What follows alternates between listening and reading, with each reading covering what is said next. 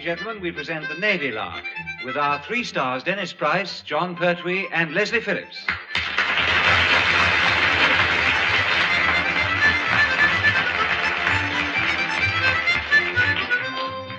A lot of people feel that there's a great deal of fun to be had from messing about in boats.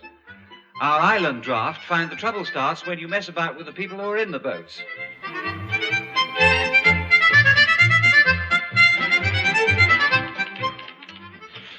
I say, Heather.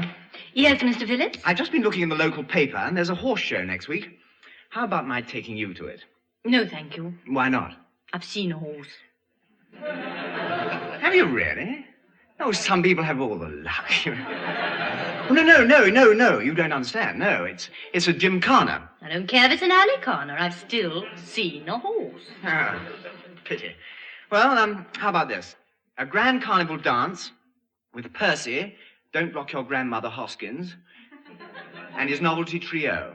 Fancy dress competition, spotty prizes. Prize spots.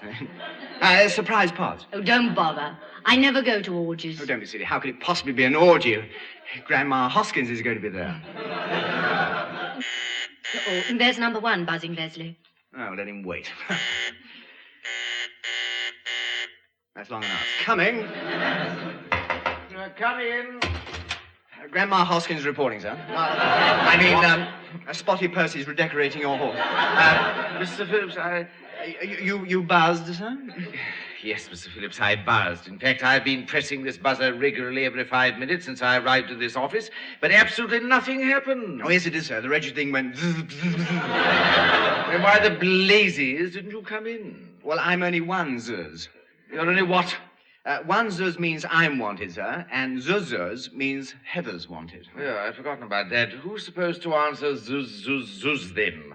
Oh, no, sir. It means, don't come in, Heather. I'm changing my trousers. You know, I should have written this code down. Yes, sir. We were wondering why you've been changing your trousers over the last 5 minutes. Mr. Phillips? Zuz, huh? Aye, sir. Commander Povey's been on the phone this morning, and we're being lumbered with a little taxi work for the Admiral. Taxi work, sir? Yes, I gather the Admiral is taking part in a sailing regatta at Whittlesea Bay, and we are to transport his gin-filled carcass there in Trite-Bridge. Oh, lummy. We've only just got rid of all the empties from his last visit. I had noticed. Every flat surface in the unit has got a table lamp made out of a gin bottle standing on it. Yes, sir. When's the Admiral arriving, sir? Well, later on today.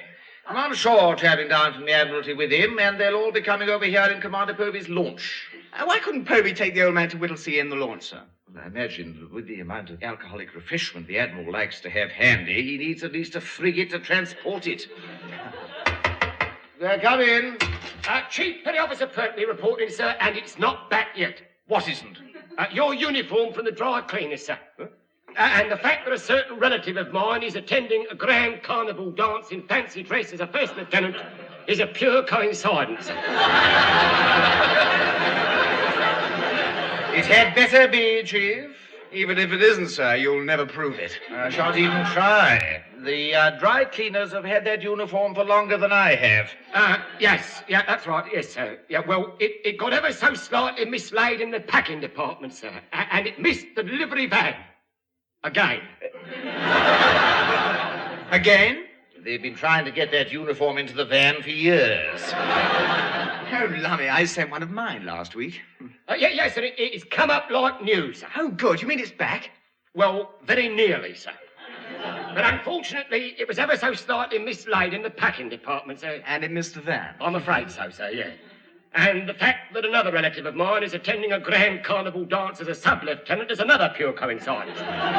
You know, Chief, your relatives are going to make that dance look like a family reunion for Jack Hawkins. Yes, they've very little imagination, sir. That is understandable. Your imagination is enough for the lot of them. Now, Chief, I want Trite-Bridge made ready at once. You do, sir? Yes, Chief. Commander Shaw, Commander Povey, and the Admiral will be here shortly, and we shall be attending a regatta. A re-water? A regatta. Oh, I see. Well, In that case, sir, I shall plead not guilty and reserve my defence. Chief, a regatta is concerned with yacht racing.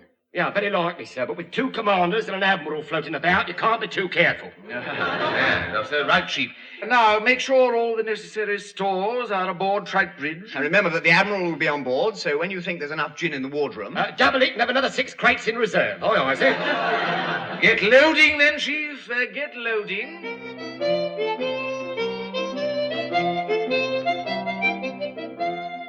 98.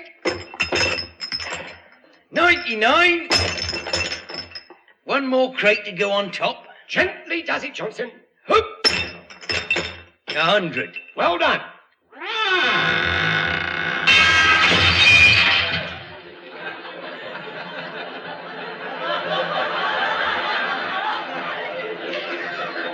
$99. Why, you fumble-fisted, hair-brained, slap-dashing, effective, bundling great nit.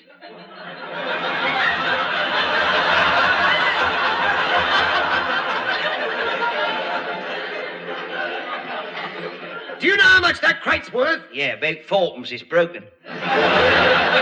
So will you be, Johnson, into hundreds of little bits if number 1 ever finds out you've done in 6 bottles of gin. Oh, dear, what am I going to do then? Well, it's simple, my son. Whip the bulbs and shades off some of those perishing table lamps we made after the gaffer's last visit, of course. Yeah, but they're empty bottles, Chief. Fill them up with paraffin and serve it to the admiral. He'll never notice the difference. He will if he smokes. He probably will if anyone else does, mate. Now, come on, fill them up. All right, but you won't mind if I hang about near the lifeboats during this trip, will you?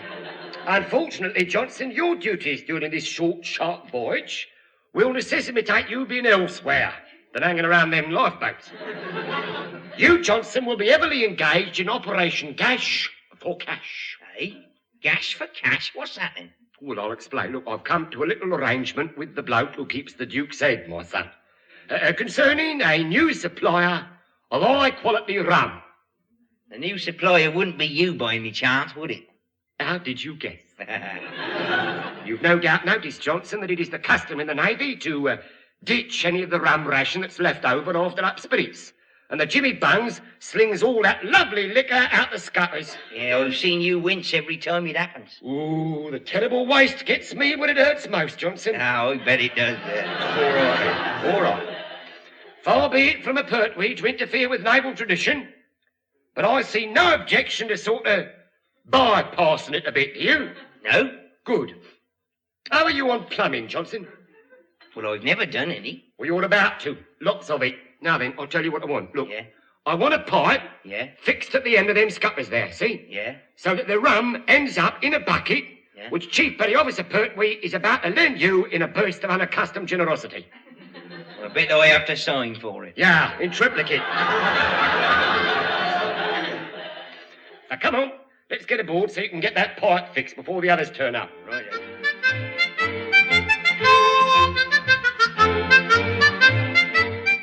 Had the choice been left to me, I would have suggested that the Admiral had made the trip to the Regatta in any other ship but Troutbridge. Well, why is that, Commander Povey? Well, he'd have automatically doubled his chances of getting there. There's nothing to worry about, sir. I'm navigating. Good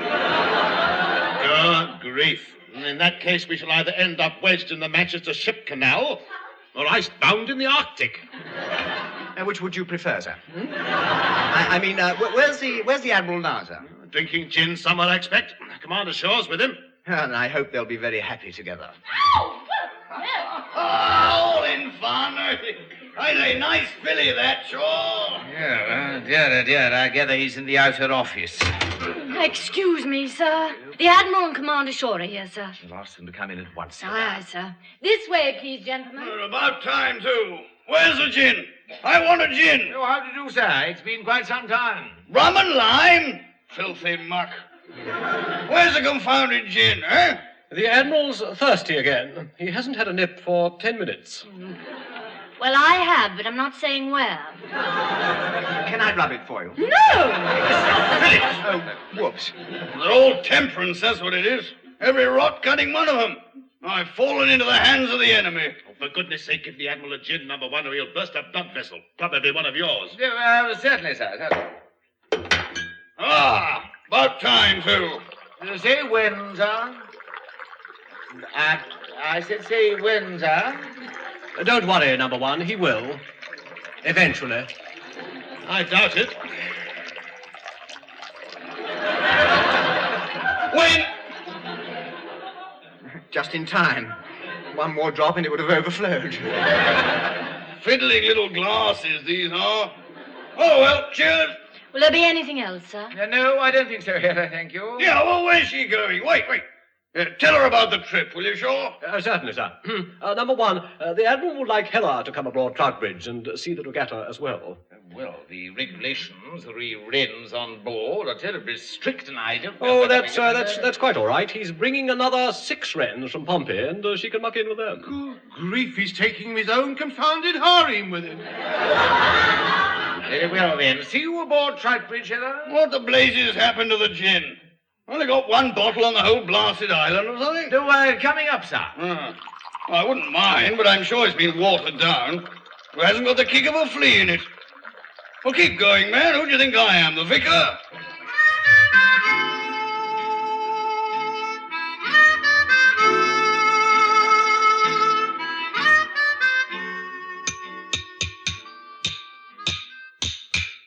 There you are, Chief. There's your pipe, finished. Well done, Johnson, well done. Now, the main thing is that pipe leak-proof? Yes, Chief, I can assure you from first-hand knowledge that it is. Eh? What do you mean? Rum isn't the only thing that comes down the scuppers, Chief. About 5 minutes ago, I copped the lot in the mush. I see. Then get to windward, you evil and smell a little plumber, you. I never knew there was that much dirty washing up water. In every business enterprise, Johnson, there are little snakes. This wasn't a little one, there were blooming gallons of it. All right, don't go I was on. up to me knees in froth from soap powder. Now, look, will you shut up about your frothy knees? They'll rust, they will. All right, belt up. Have you ever had rust? Belt up! Now then, put the kettle on. Oh, I love a cup of tea. Hard luck, you're not getting one. I don't want tea, I want steam. Steam? Yeah, to get the labels off a couple of big tins. What do you want to get them all for? Oh, blimey, because you inelegant ponging monster. Come here. Look, when we collect the rum in the bucket from that pipe, Yeah. we've got to keep it somewhere and smuggle it off Troutbridge later. Oh, I'm a nit, aren't I? Yeah, first class. Now then, look, I'm going to steam the labels off these tins, Yeah. punch a couple of holes in the sides, Yeah. tip the contents out so that we can pour the rum into them. Plug the holes up and stick the labels back on again. Oh, you're ingenious, that's what you are. Yeah, and clever with it, Johnson. Now then, get that kettle on. Oh,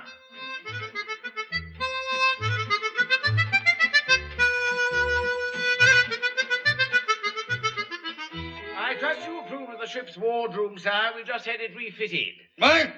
Oh, never mind about what you've knitted in the wardrobe. Where's the gin? Number one, I want a man sent over to me sailing yacht to slap some varnish on the cockpit. See to it, will you? When? Certainly, sir. Mr. Phillips, you're officer of the day, aren't you? Have a word with the chief. Aye, sir. I'll tell him to get somebody onto it when I issue the rum, sir. When you issue it, have you any idea what time it is? Oh, no, sir. It must be about,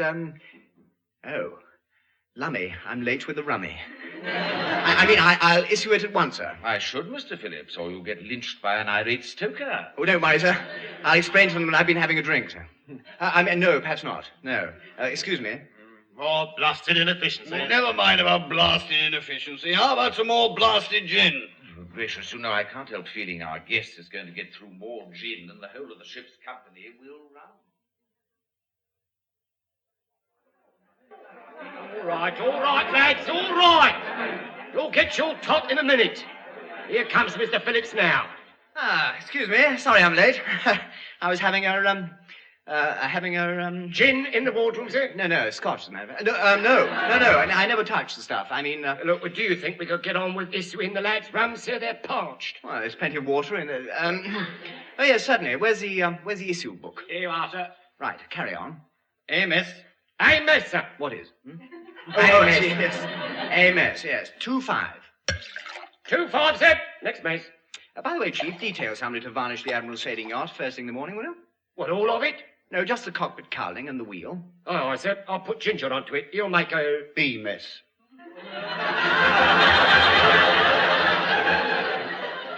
A B mess, sir. A B mess. Oh, yes, right. 2-4.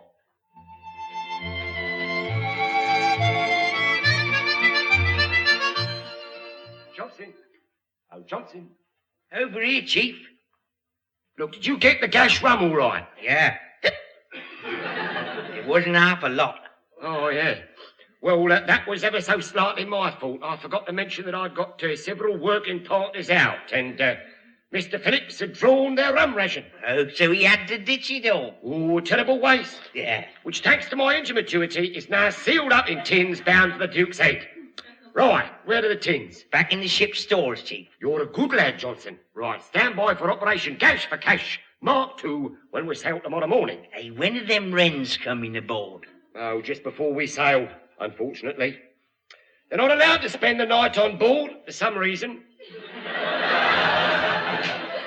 Wonder why that is. Oh, probably because there have been Pertwees in the Navy for generations.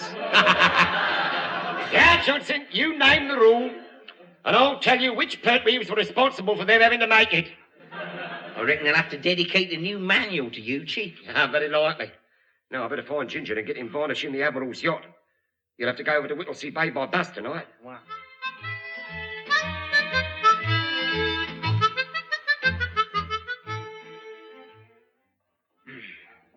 Steady at that. Steady at that, sir.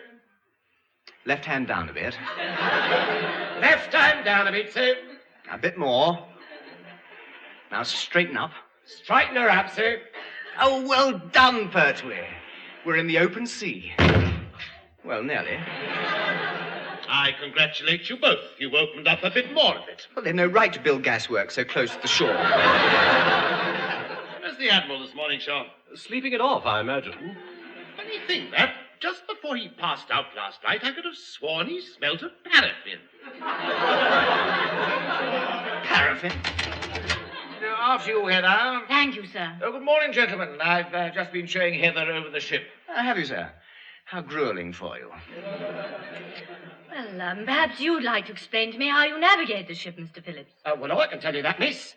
You see, he waits till he can see something on dry land, then he aims off it and hits it.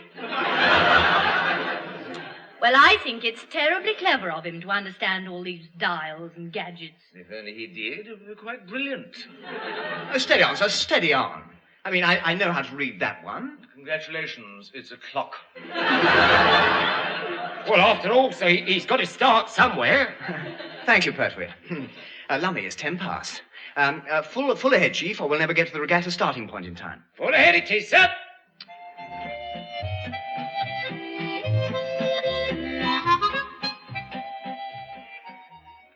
Well, thanks for the ride, number one. I must get aboard me yacht. Oh, pleasure, sir. I say, you want to keep an eye on the chap who supplies your gin, you know. Really, sir? Yeah. Last few I had last night tasted like paraffin. Shocking tack. What the devil's that? I can't imagine, sir. Oh, good gracious. It's the racy who varnished your yacht. Dear old pals, jolly old pals, always together in Manchester weather. Hound dog. Ole! If you'll excuse me, sir, I think I'll get somebody to put him out of his misery. Well, number one, before you bung him in the rattle, find out where he got the stuff from and tell him I want an introduction. Certainly, sir. Drinking, drinking, Chief. Yes, sir. Attend to the Cavalier of Song, will you? Oh, I see. yeah. All right. Come here, you alcoholic Yorkshire pudding, you. Come on. I've forgotten where I got to. I'll start again. All right, now you perishing well won't, Ginger. Johnson! Yes, Chief? Come and give me a hand with the Liberace of Leeds. Right, Chief. My old man said, follow the van. Well, why didn't you follow the van? What the heck have you been drinking anyway, Ginger? I haven't. Not a drop of the demon alcohol. All right. Don't fight it. We get the idea. He must have had gallons. I tell you I haven't. Not even a cup of tea. Oh, come off it. How did you get in this state then? Well, I'll tell you. It was the varnish. The varnish? You stupid breakneck, have you been drinking the varnish? Certainly not. It was the fumes. There were fumes everywhere. Fumes. All right. Fumes. Here, come here. Turn round. Oh, no, Ginger, where'd you get that varnish from? Ship stores and it smells lovely. Yeah, it should. Here, I just thought of something, Chief. Yeah, so have I, Johnson, so have I. Look, what was written on the labels of those tins we, refilled? I'd rather not repeat it. What was on them? Father Gay's 4 square-eyed lost varnish. I knew it, Ginger. Present. Ginger, you stupid clod of it, know-nothing northern nit. You varnished the Admiral's yacht with rum. Well, it's come up a smashing colour. Yeah, so will he if he finds out. Quick, Johnson, let's get him below before he starts singing again. Too late, I've started. There's an old billboard. All right.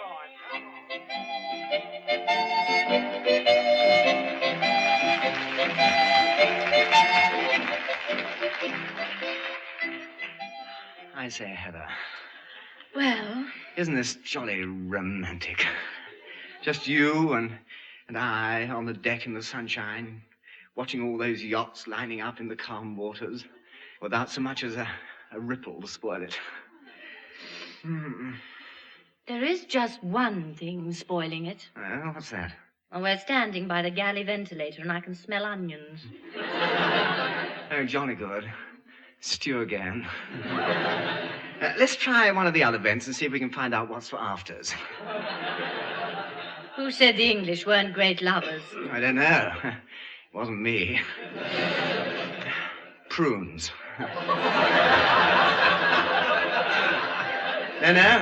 No, I told a lie. Marmalade roll. Ooh, I think the Regatta's about to start. Oh, so it is. Let's go up on the bridge, Heather. We'll get a better view. Well, I'd love to, Leslie, but I think I'd better get back to the other end, so you carry on. What, with the other end? I mean, can't I come up with you? Well, don't you think you'd look a tiny bit conspicuous in our quarters? Oh, I suppose I would, really. Mind you, I could have a marvellous 5 minutes before I've rumbled. Leslie! He's on the bridge, actually. I better get up on the bridge and carry on with the other ends. I go and see how things are going. Bridge number 1 here. Starboard lookout here, sir. I think the yachts are under starter's orders, sir. Where are they? Thank you, Goldstein. It would seem the race is about to start, gentlemen. Thank goodness for that. I wish they'd get the darn thing over with so that I could get back to my office. Well, I don't care what happens so long as I can get my feet back on terra firma. I feel distinctly indisposed. You know, Commander Shaw, it beats me why you ever joined the Navy. Well, I don't see why. It's a grand life. It's just being on the water I can't abide. Filthy stuff. It won't keep still for a moment. Are we ready to get underway, Mr. Phillips? I shouldn't think so for a minute. Well, oh, yes, sir. Absolutely. Rather. Where to? Mr. Phillips, we are supposed to be waiting here until this confounded race starts. And then we make for Cowes and pick up the Admiral when the race is over. Aye, sir. Aye. Oh. What's the matter now? Nothing, sir. Nothing. Good. Sir, Well? where is Cowes? Chief Petty Officer Pertwee reporting for duties as coxswain, sir. Oh, thank heavens for that. You do know the way to Cowes, don't you, Pertwee? Certainly, sir. You take the ferry from Southampton, then a number 11 bus from Ryde Piers. Oh, yes, of course. How silly of me. Yeah, that's not quite what I meant. They're off, sir! Chief, this is not 3:30 at Kempton Park. Sorry, sir. I say, what's the Admiral up to? Looks as if he's doing the hokey-cokey. But he'll fall overboard in a minute. Could I borrow the glasses for a moment, sir? I've got a nasty feeling he may have got a touch of the sun on his varnish. Well, here you are, Chief. Borrow mine. Thank you very much, sir. Oh, blimey. Well, what's the matter? Well, sir, unless I'm mistaken, the Admiral's singing, sir. Oh, good grief. Very likely, sir, and he's also going in the opposite direction to all the other yachts, sir. Why, Jolly will serve him right for drinking paraffin. Mr. Phillips, sir, we'd better get after him at once and pick him up before he capsizes. Aye, sir. Slow ahead together, Chief. Slow ahead together, sir. Left hand down a bit. Left hand down a bit, sir. Where on earth did he get the stuff at this time in the morning? Yes, I mean, first the racing who varnished the yacht, and now... We're catching him up now, sir. Right hand up a bit. Right hand up a bit, sir. Oh, blimey, look out, sir. What's the matter? What? At the other yacht, sir. Look, sir. Where? We're dead ahead, sir. What? Look, sir. Oh, blimey. Do something, man. Yeah, do something, yes. Right away. I say, move over a bit, will you? Yes, but... Gangway! Look out! I say, chap,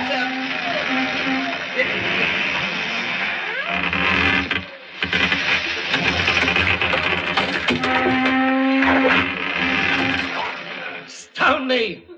Anyone for firewood? He stopped the lot. He's overturned every yacht in the race. Bar one, sir.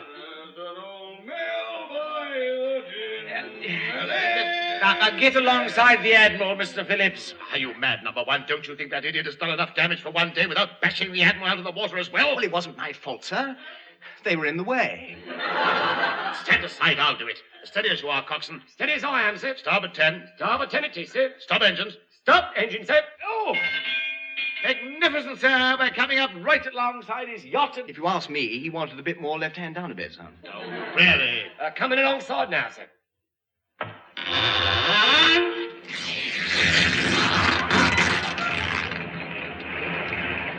Blast of me poop deck! What are you doing? Oh, blimey, where's the Admiral's mast gone, sir? What the places? I've hit him. I told you it should have been left hand down a bit. How the devil did that happen? We should have cleared him by a couple of feet. Well, I can't think, sir. I mean, there's nothing projecting from the ship's side that could... Chief? Permission to go below, sir. I've just had a No, Chief. What's that pipe on the end of the scuppers? Pipe, sir? Pipe, Chief. It appears to lead from the scuppers round to the store's porthole. So it does, sir. Well, yes, so it... Well, I can explain. Oh, yes, I can explain, sir. I was just keeping Britain tidy, sir. See, the fault of all that refuse being thrown in the sea, Including the gash rum, of course? Of course, sir. No, not that, sir. Just the refuse, sir. It's an hobby of mine, sir. I've got a relative who collects it. Collects refuse? Yes, sir, he's a refuse collector. We will discuss his collection later. In the meanwhile, there's the little matter of our collection, Chief. Our collection? Yes, Chief. I understand a relative of yours wishes to make a generous donation to the Unit Comfort Fund. Oh, that's most unlikely, sir. No relative of mine would dream of that. The one who collects refuse, Chief. Yes, sir. I quite understand, sir, yes. Very, very philanthropical of him. Splendid. Now, you better lower a boat and fish the Admiral out. Fish him out, sir. Oh, He's never had water with it before, and he won't want to start now. Any chance of salvage money, sir? No, Chief. Just get him out. Grand morning, isn't it? Yes, sir.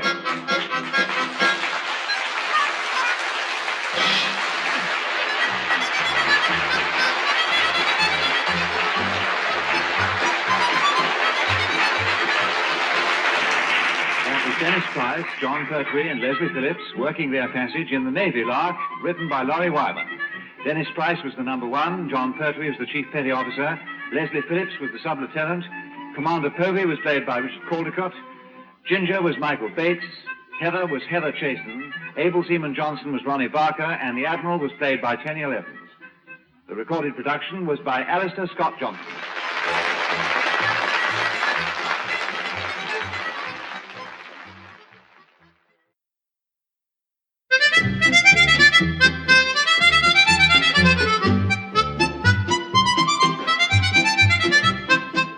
Ladies and gentlemen, we present the Navy Lark with our 3 stars, Dennis Price, John Pertwee, and Leslie Phillips.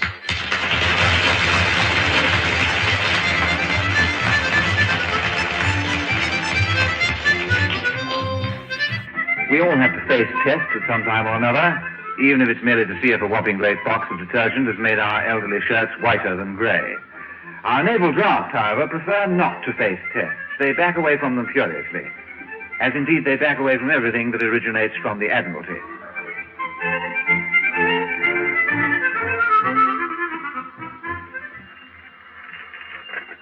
Commander Shaw, Admiralty here.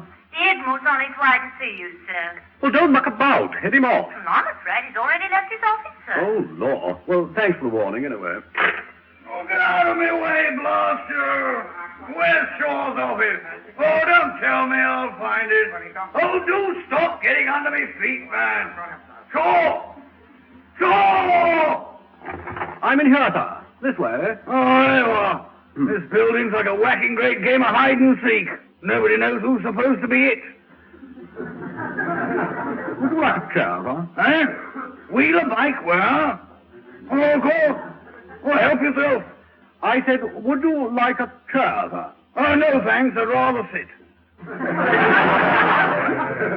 Got any gin? Certainly, sir.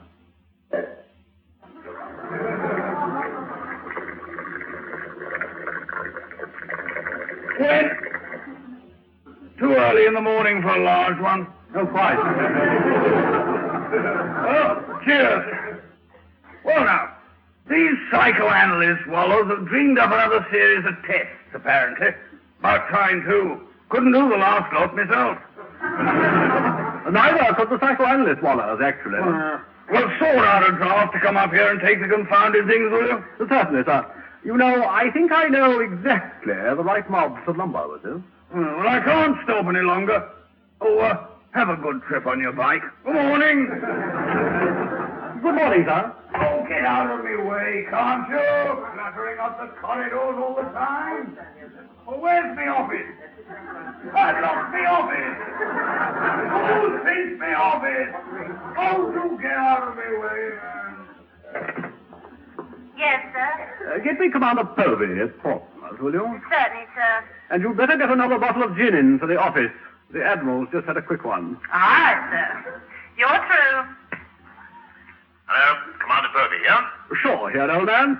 Got a little job for the island draft. I'm delighted to hear it. That mob hasn't done a day's work in years. The psychoanalyst Wallace wants them up here to go through some new tests. Oh, then I can tell you the result beforehand. They'll be graded as stark raving mad. Or I'm a Dutchman. Are you really? By George, you picked up the lingo, Dolly. I didn't say I was a Dutchman. I merely meant it.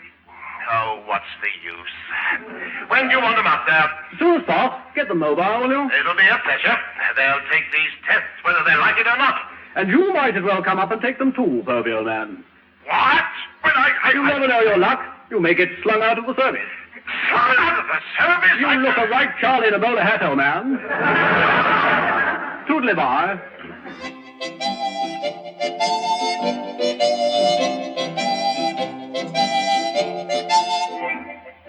I say, Heather, has old Thunderguts arrived yet? He has. He's in number one's office and he's fuming. It's these new psychology tests he's mentioned on the phone earlier. He's got to take them as well. Oh, what a shame. Thunderguts Povey. 2 out of 10 could do better. Careful, it may be Phillips Leslie. 1 out of 10 could not do better. Oh, nonsense. I shall pass these new tests with flying colours. Oh, that was unkind, Heather. It's not nearly so unkind as number one will be if you don't answer that buzzer. Oh, lummy, yes. Coming!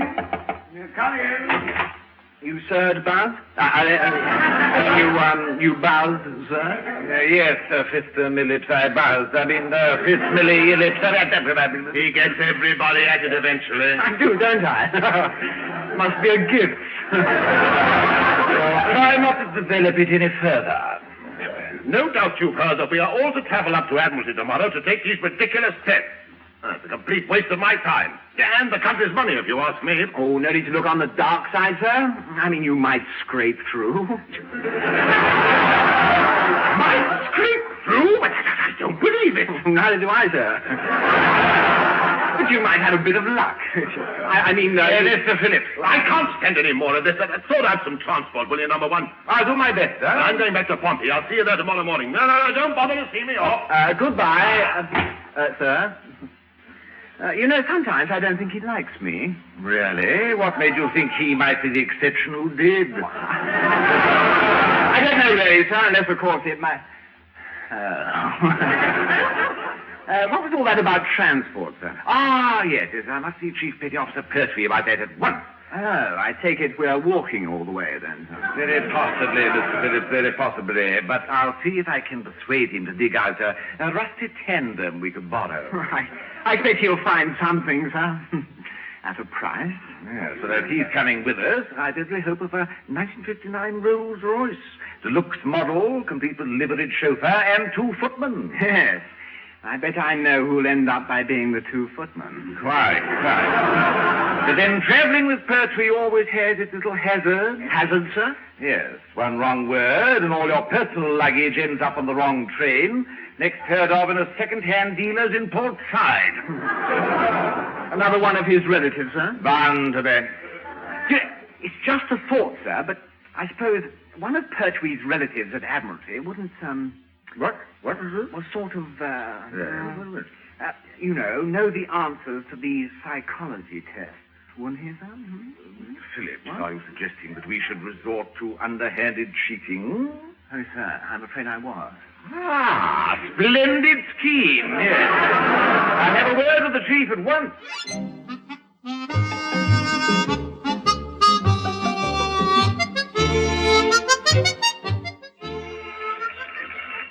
Stores here. We don't have them that size. Good morning.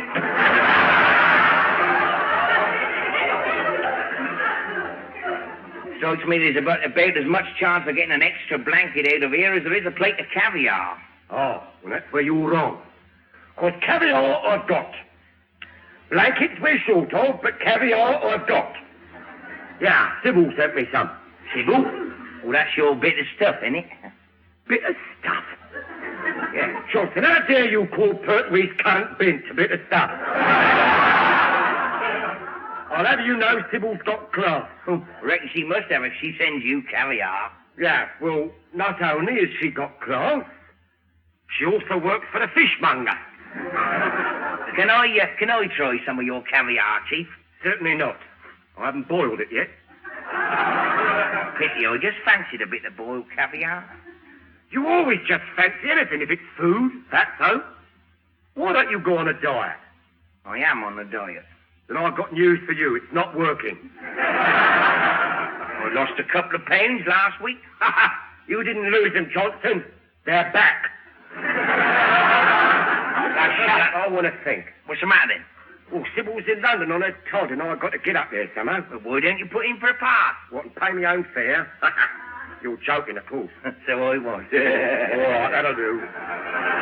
No need to get us semi-clerical. Now, how can I get up to Admiralty officially? Well, you could tell number one what's happened to the blankets and copper court martin. Oh, you're full of bright suggestions this morning, aren't you? Yeah. Right, well, now I've got one. Sweep the stores out. Oh, that's easy, huh? With a toothbrush. Now? Yeah, now. Ah, good morning, Chief. Oh, good morning, sir. What can I do for you? Perhaps he wants to know what's happened to them blankets. Belt up!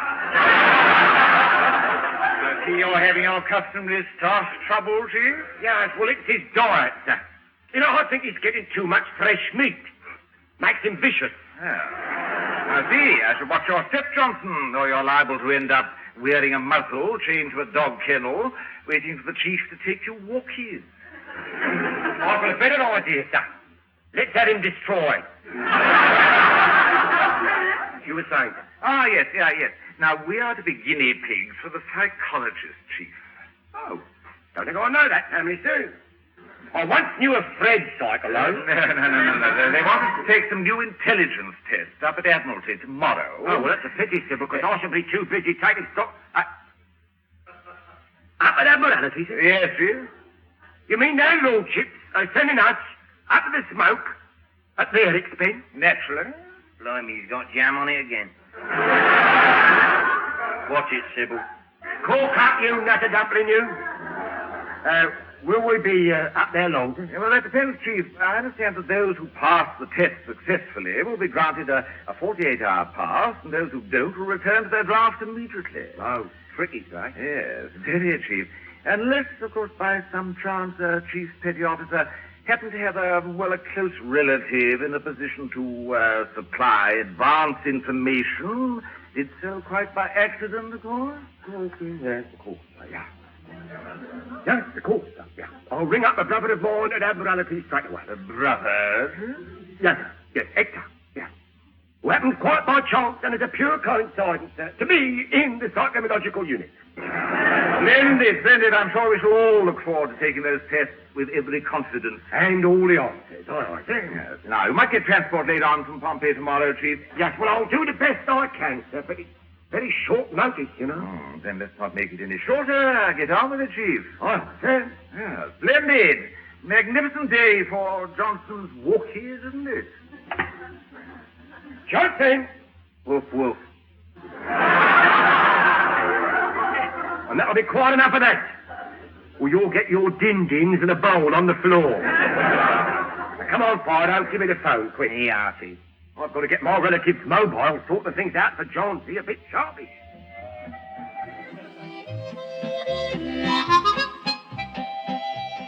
Number one, I thought I told you to lay on transport for this morning. Yes, you did say it. We'll be here in a minute. Mr. Phillips, huh? Have you seen CPO Pertwee at all this morning? Oh, yes, sir. It's not a pretty sight. Much too early, sir. Well, see if you can find him. See what's happened about his transport, will you? Aye, sir. Shall I help you look for him as well, Mr. Phillips? Oh, rather. No, thank you, Heather. Otherwise the chief will turn up. We shall all spend the rest of the day trying to find you and Mr. Phillips. Oh, you mustn't worry about us, sir. We shall be all right. Really, sir. Get it, Mr. Phillips. Ah, here he is. Chief Petty Officer Pertwee reporting, James. Good morning, Chief. Where's his transport? We're all agog with interest to see what you whistled up. Well, it wasn't easy, sir. Not at such short notice. I had a feeling it wouldn't be. What have you done? Well, it'll be here any second now, sir. Unfortunately, all naval transport was commandeered, so I had to, Lummy, is that it?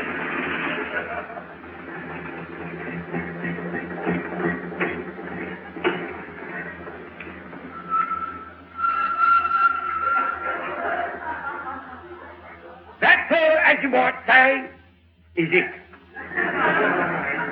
It must be the oldest coach in the country. Well, it's lasted well, I'll admit that, yes. Mr. Phillips, have you observed the somewhat vulgar sign on the side of this heap? What? Oh, Lord. Good grief, who owns this load of rot? Well, if the sign is anything to go by, Ebenezer Pertwee's luxury tours. And he's done valiant service in the past, sir, valiant service. The relief of Mafeking, day trips, mystery tours. Well, the only mystery so far is how he got it here under his own steam. It does go on steam, I take it? Only when she boils, sir. About every 3 minutes, I should imagine. Hey, morning all. Morning, Nunkey. How many of you are there? 8, Nunkey, why? Oh, that's me spring's gone before we start. I was under the impression they already had long ago. Thought it was never built at that angle. Eh? Ah, don't worry about that. Just a slow puncture in the offside rear. Oh, how very uncomfortable for us. If you ask me, his floggle toggle's in the wrong place. Well, we didn't, Johnson, so belt up. Oh, for goodness sake, let's get aboard this wretched thing or we'll be late. Come on. Oh, look out, mind the door. Wait. Oh. Nunkey, where do you want me to put this door? You ham-handed rotters, you've broken the engine. What engine? Oh, leave it where it is and let's get going, for goodness sake. Would you like to sit next to me, Heather? I'd love to, but if that upholstery's as hard as I think it is, we shall all be standing before very long. What are you doing, Mr. Phillips? Just discussing Heather's upholstery there. I mean, I Well, was... get going, man. What? No, we can't get going. Nobody's rung the bell. Oh, for goodness sake.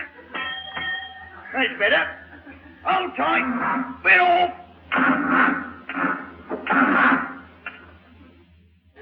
And then again, we're not.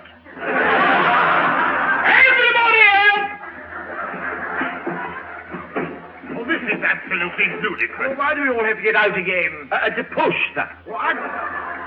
can't he crank the confounded thing? No, sir. No, I'm afraid not. No. Sitting a bit low as she does, you can't swing the handle without scraping your knuckles on the road. It worked! Everybody in! Everybody in!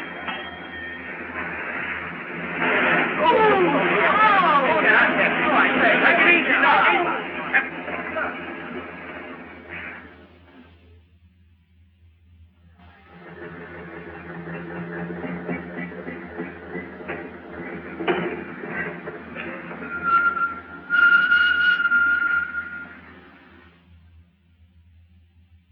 I think we've broken down, sir.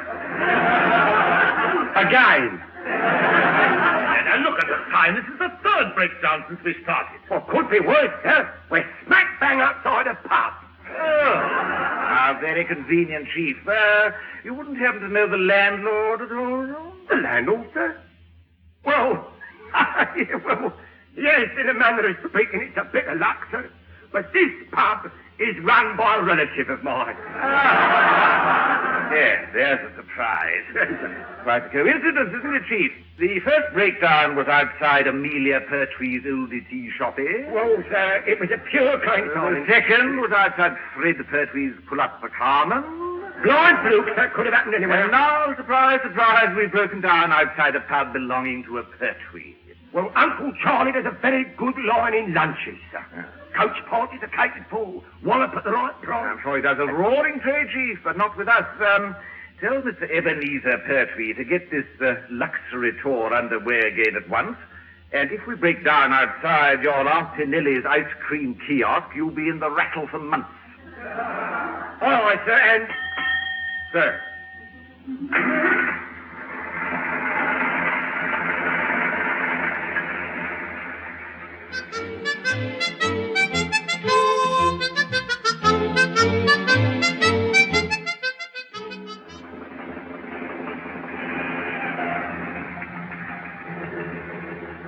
Well, here we are then. We made it. Ooh, my back. I'm stiff all over. Would somebody mind unfolding my leg? I've sort of gone numb from the waist down. Poor, you're lucky. I can feel absolutely everything. Perhaps if someone handy we could hire crutches. They don't make coaches like this anymore. So why? How you could see with all that steam boiling out of the radiator in front of you, I don't know. I couldn't. I don't think I feel very well. Cheer up. If anything, you look in a worse condition than Nunkey's cheddar. Well, ta-ra, Nunkey. See you soon. Here, Nunkey. Give my love to Auntie. All right, well, wait till she sobers up then. I say, Chief, he's boiling again already. What? Oh, blimey. Nunkey! Abandoned ship! Everybody down!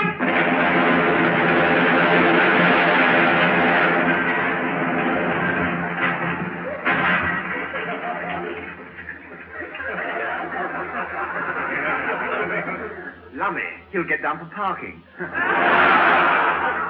In 97 different places. Look out, road dogs! I'll have the law on you for this. Out! Making me flog a capped out engine like that, murderers! What do you think? What the blazes? Run for it, sir, run for it. Don't stand here. Nunkey's chucking his spanners at us. He's dead accurate. Oh, I don't know. Oh, yes, I do. Got him! Oh, come on, for goodness sake, or we'll never get to these wretched tests. Certainly, sir. Chief, we've still got 10 minutes to spare, so perhaps you'd care to have a few words with your brother Hector. It'll be a pleasure, sir. Pleasure. Get Johnson to take your bag. Oh, sir, I'll get Johnson to take my... I'll get my bag. Where's Johnson? Where is he? Where's Johnson gone? I don't know. He was asleep in the back seat of the coach. Oh, blimey, he must still be there. Quick, sir, we must get the door and nick out, sir. Johnson! Johnson! Johnson! Oh, hello, Chief. Oh, that engine's got a shocking knock in it, isn't it? Johnson, you dozy great pudding, it blew up. Oh, that accounts for it then. Account for what? Well, I dreamt I was living in a great big paper bag and somebody popped it. I'll pop you in a minute. Yeah. Come out of there. Come on, get out of it. Oh. Look after my gear. I've got to find my brother Hector a bit sharpish.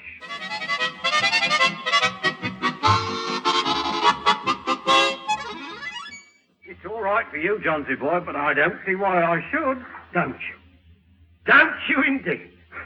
Well, I wasn't going to mention it, but, you know, I did hear that a certain brother of mine, called Hector, who shall be nameless,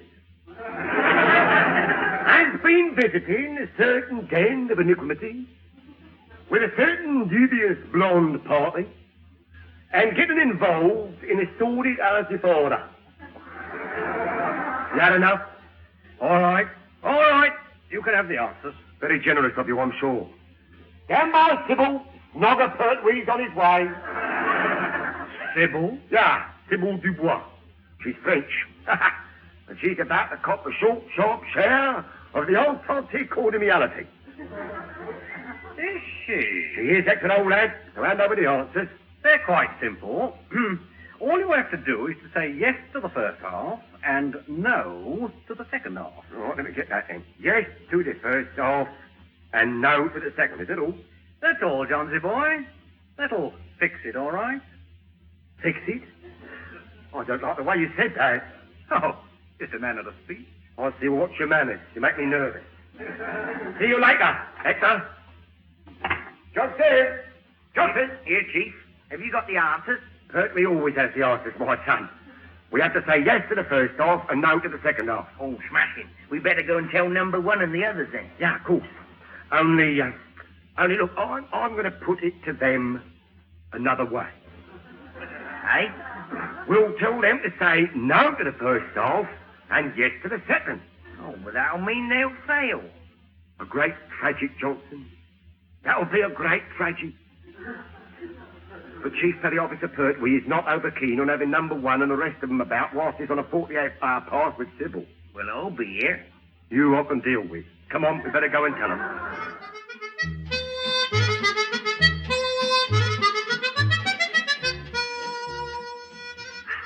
Heather, where should we go this evening if we pass all the tests? I thought we might have dinner, then go to a show, and then on to a nightclub. Well, I thought we might go and see Mummy. Oh. I like my idea best. Yes, perhaps you're right. We'll have dinner, go to a show, and then on to a nightclub. I say, that'll be marvellous. And take Mummy with us. What fun. I know, of course. We'll send Mummy out to dinner, then to a show, then on to a nightclub, and we'll go back to your place. Oh, but that would be a waste of time. Mummy would be out. So she would. Oh, what a shame. Oh, you're incorrigible, Leslie. Am I really? Well, it's very nice of you to say so. You're a bit of a cracker yourself. Am I, Mr. Phillips? What? Oh, Lummy. Jolly nice of you to say so. I'm lumbered with number one. I mean, Lummy is number one. In the flesh, Mr. Phillips. Heather, I wonder if you'd like to come back to us this evening. Oh, it's all arranged, sir. What is? You're going to dinner, then to a show, then on to a nightclub. With Heather's mummy. Oh, am I really? I see. How gay. It will be. You don't know Mummy. Has Pertwee got to know your mummy yet? Has Pertwee got all the answers yet, sir? He has indeed. We say no to the first half and yes to the second half. Well, I think it's awful cheating like this. Yes, so do I.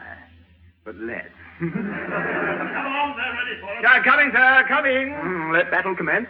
No to the first half and yes to the second half. No to the first, yes to the second.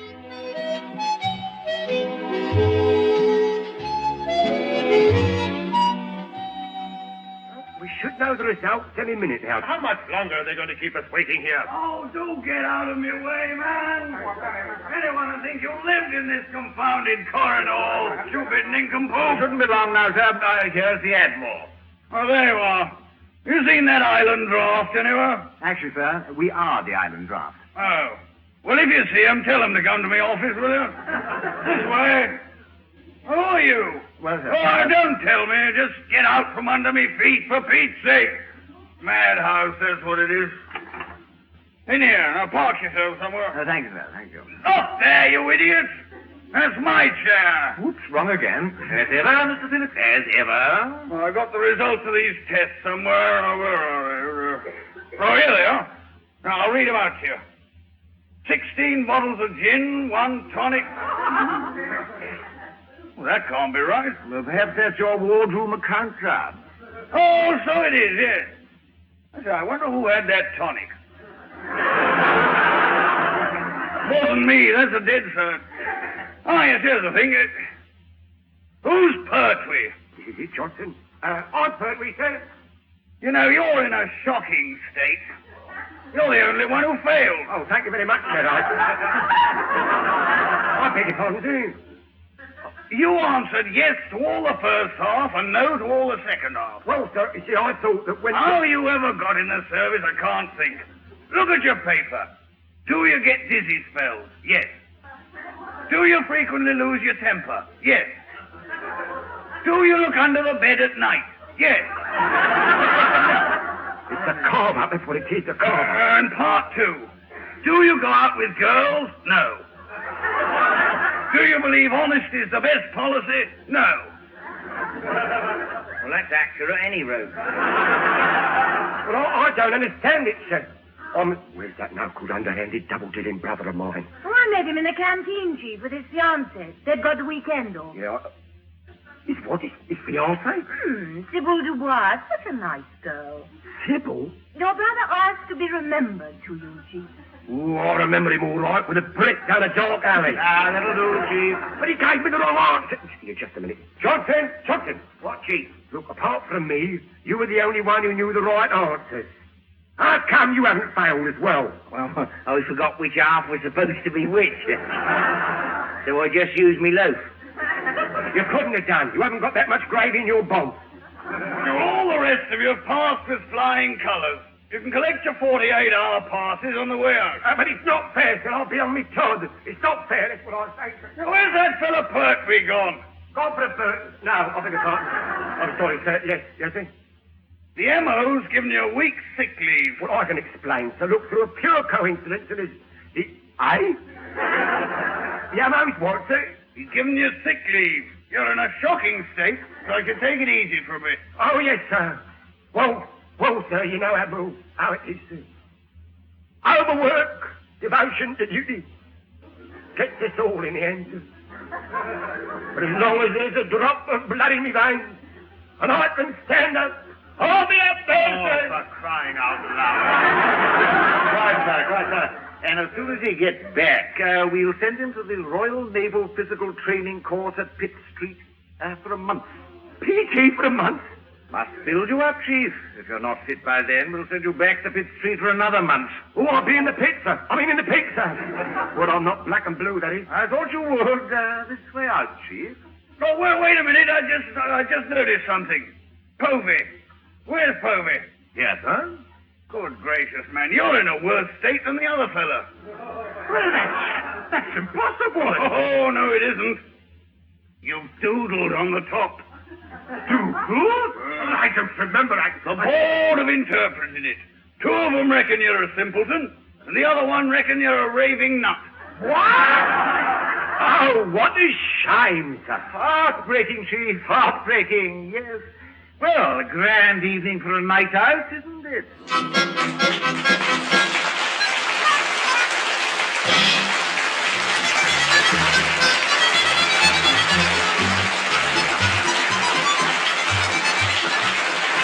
That was Dennis Price, John Pertwee, and Leslie Phillips working their passage in the Navy Lark, written by Laurie Wyman. Dennis Price was the number 1, John Pertwee was the Chief Petty Officer, Leslie Phillips was the Sub-Lieutenant, Commander Povey was played by Richard Caldecott, Hector Pertwee was Michael Bates, Heather was Heather Chasen, Able Seaman Johnson was Ronnie Barker, and the Admiral was played by Teniel Evans. The recorded production was by Alistair Scott Johnson.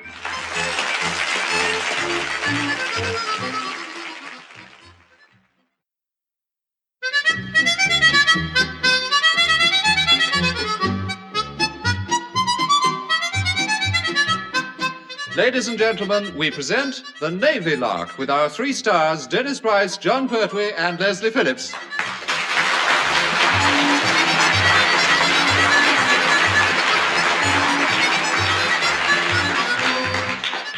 The spirit of adventure is in all of us, whether it's the sustained courage that takes a man to the top of Everest, or the wild burst of bravado that takes a drunk across Oxford Street in the rush hour. Our island draft, however, prefer to avoid all forms of adventure altogether, particularly when they're inspired by their lordships of the Admiralty.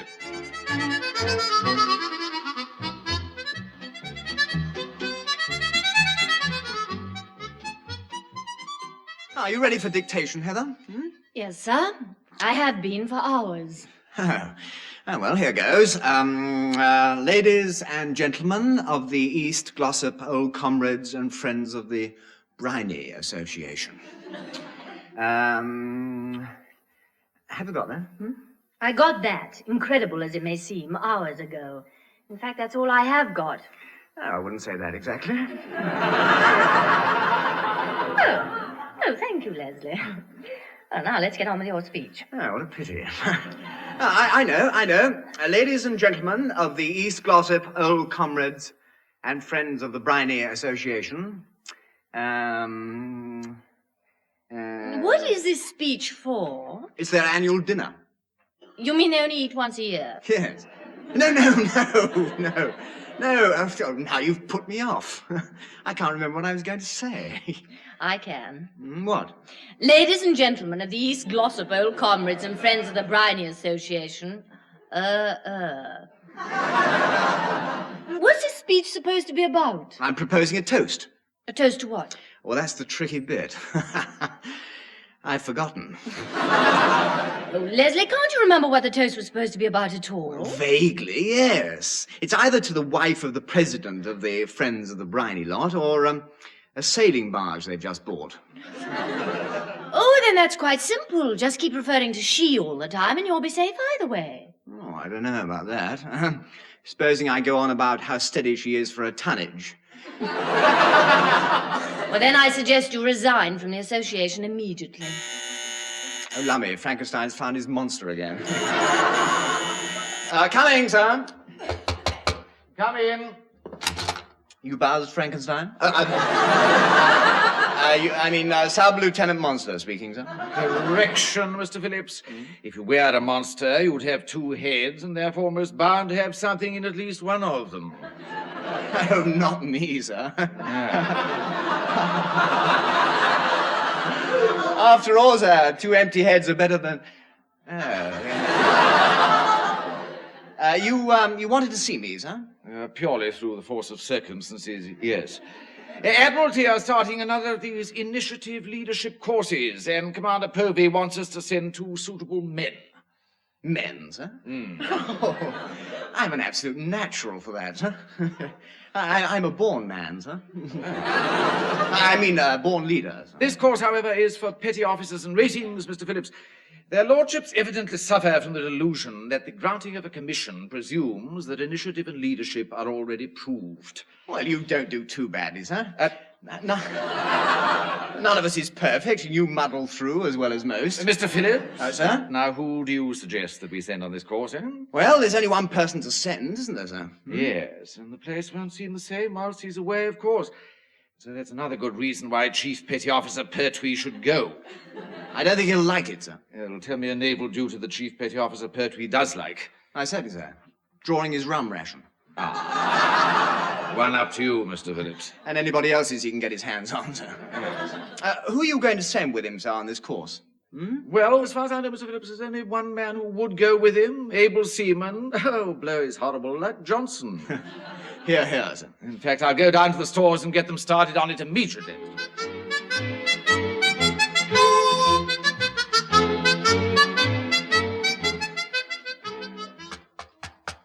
Who is it? Able Seaman Johnson, Chief. Hang on.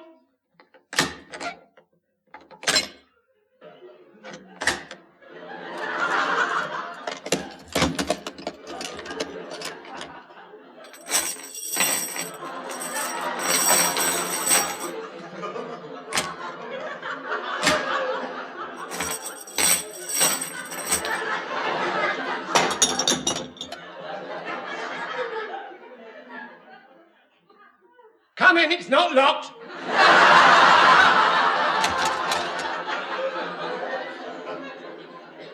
Good morning, Chief. Here, have you been in a fight? Certainly not, no. Well, you look as if something enormous fell on you from a great height. It did, mate.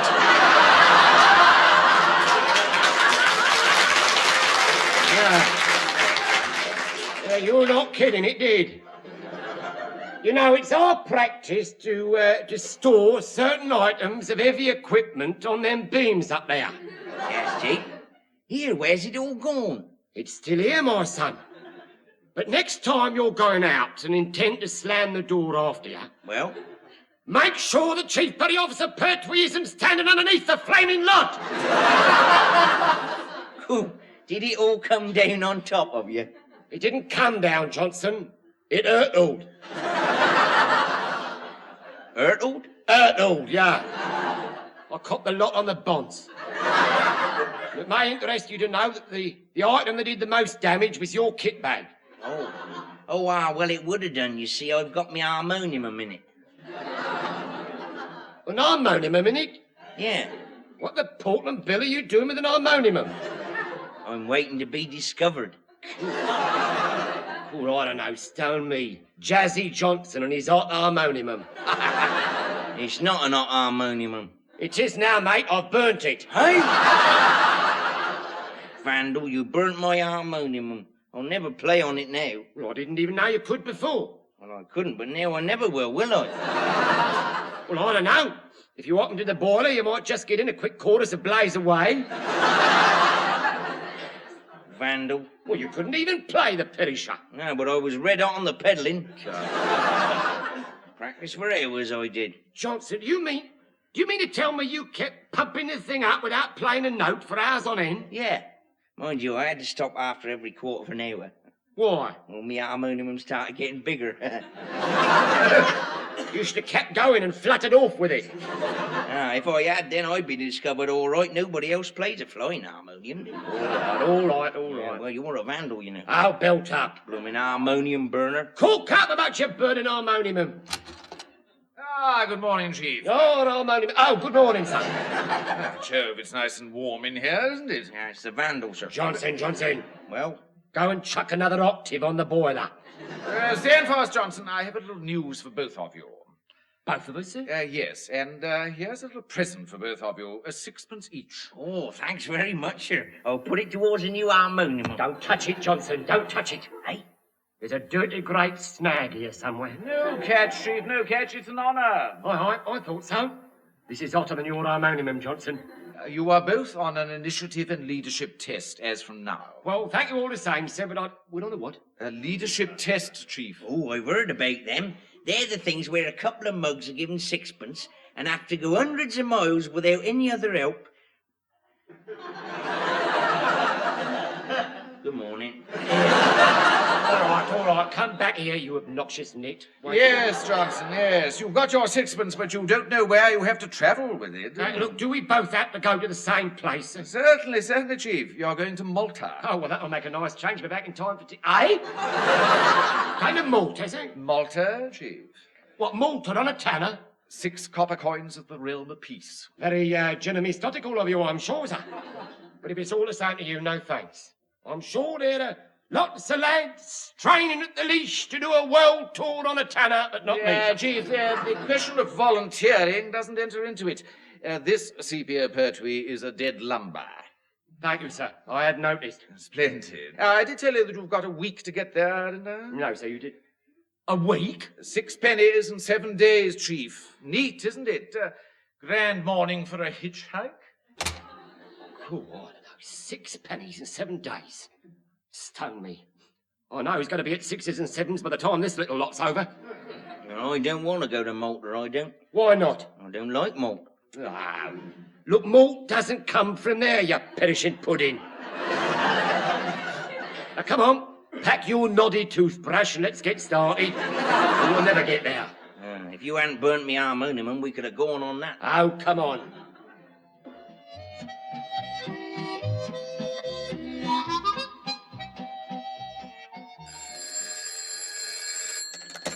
Commander Povey, Portsmouth here. Commander Shaw, Admiralty here.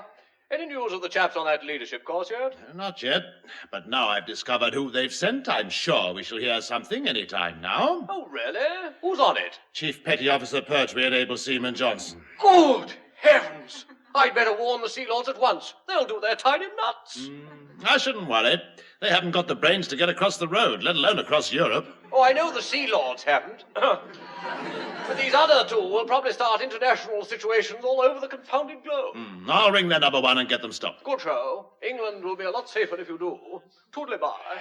Goodbye. Oh. Have I cut you off again, sir? Just for once, Cynthia, no. Will you kindly get me the number one of the island draft? Well, I'll try, but when they know it's us, they usually hang up before I can get a word in. Oh, really? Hello, number one here. Oh, surprise, surprise, you're through. This is Commander Povey, and I'm speaking from Portsmouth. Then why did you use the phone? What can I do for you, sir? You can cancel their leadership test. It's off. Oh, on the contrary, sir, it's on. The Chief and Johnson have left. What? Yes, I imagine they're probably on the cross-channel boat by now. Very well. What on earth possessed you to send those two? Of all the personnel on the island, I shall never know. I'll get them taken off the boat and sent back. Pity, because I'm sure they'll be both terribly disappointed. I can imagine. All right, number one, leave it with me. I'll check up on the channel boat immediately. Goodbye.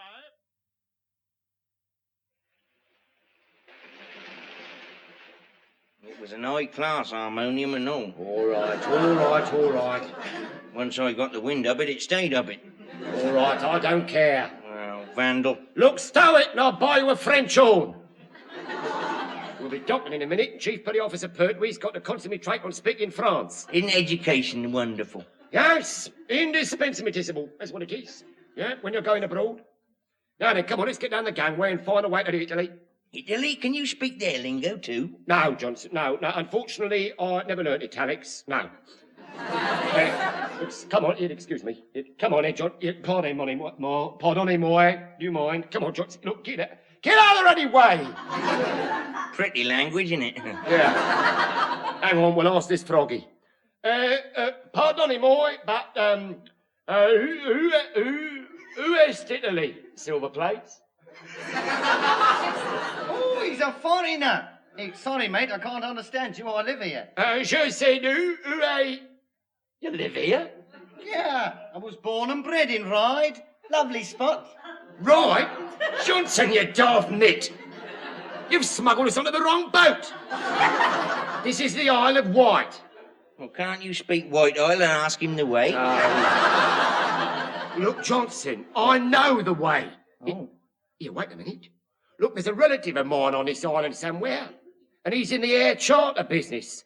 He can fly us to France. I should have brought my flying harmonium. Don't start that again. Come on, and we'll never get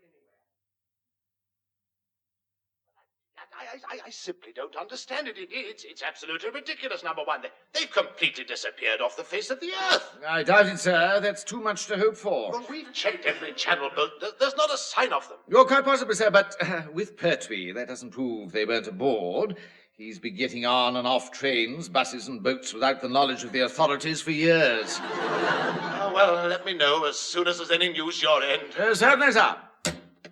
I say, I suppose Pertwee hasn't gone off via America. Huh? Why should he? Well, he might have thought it was a prettier trip, sir. Possible, Mr. Phillips. It's possible, but my bet is that he's in France somewhere by now. Oh, then we can expect the French to break off diplomatic relations any time now, sir. You think so? Oh, it's dead cert. Don't forget, he's only got sixpence, so he'll probably try a scrap metal deal with the French government to raise the wind. Scrap metal deal? Yes, sir. The trouble will start when they find they bought the Eiffel Tower from him. I wish you hadn't thought of that. Turn the radio on quick. The radio, sir? Yes, I want to be certain Big Ben's still there in case he went that way.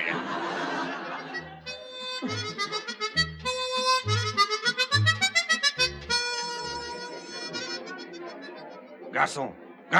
No, he's seen you. He saw me hours ago, but still no wine. Things will be different when we can pay our bill, huh? Have you got the car? Oui. All the watches are stored in a false compartment in the boot. Once we get them to Switzerland, we shall be rich. I still don't see the point of smuggling watches into Switzerland. You do not use your brains, Henri. Everybody smuggles watches out of Switzerland, so you cannot buy one there for love or money. We'll smuggle them back in again and clean up. Brilliant, mon ami. But how do we get the car to Switzerland this time? What we need are a couple of English tourists who are short of money. We'll tell them the car belongs to a sick aunt in Switzerland, and she needs the car to get about, You are the brainy one, Gaston. Where do we find the tourists? Right here. Right, in here, Johnson. This'll do us nicely. Well, I'm not having frog's legs on toast. I'm starving. My stomach's touching my spine. Hey? Never in a million years, that's so. The English tourists, no? Well, in a manner of speaking, yes. Sit down. You must dine with us. Oh, very nice. Very nice of you, thank you, sir. My friend and I were admiring your little sailor suits. Watch it, Johnson. Oh, well, you see, where we come from, mate, sailor suits are all the rage, as you might say. Hey, Johnson. What? Sit. How are you off? For money. Johnson. What? Stand up again, we're leaving. Wait, you do not understand. No? My friend and I have a little business proposition to put to you.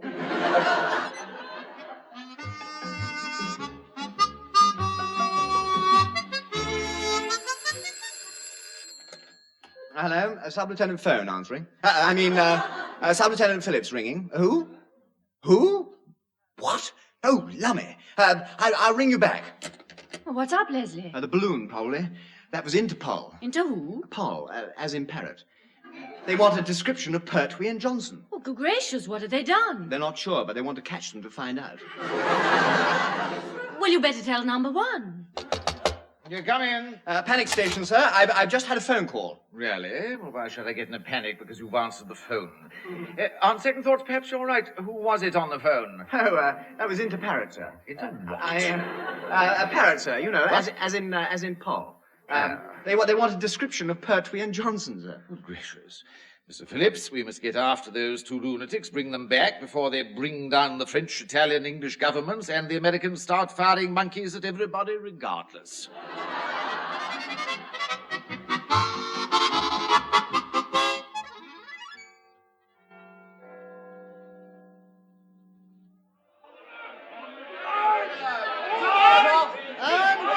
And in conclusion, is the Minister aware that as a result of the exploits of these two members of the armed forces, the Italian government has dispatched a strong note in which they state they understood the war was over? And in the event of further aggression, they will appeal to the United Nations.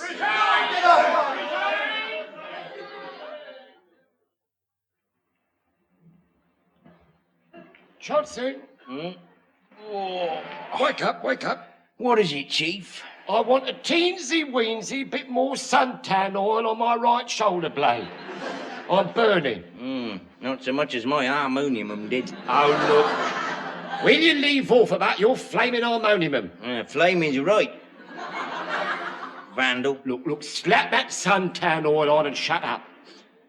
You know, this is a life, greaseball. See Naples and die. If them froggies who own that car ever catch up with us, we probably will. Oh, I don't see why. We took it across the border for them, didn't we? Yes.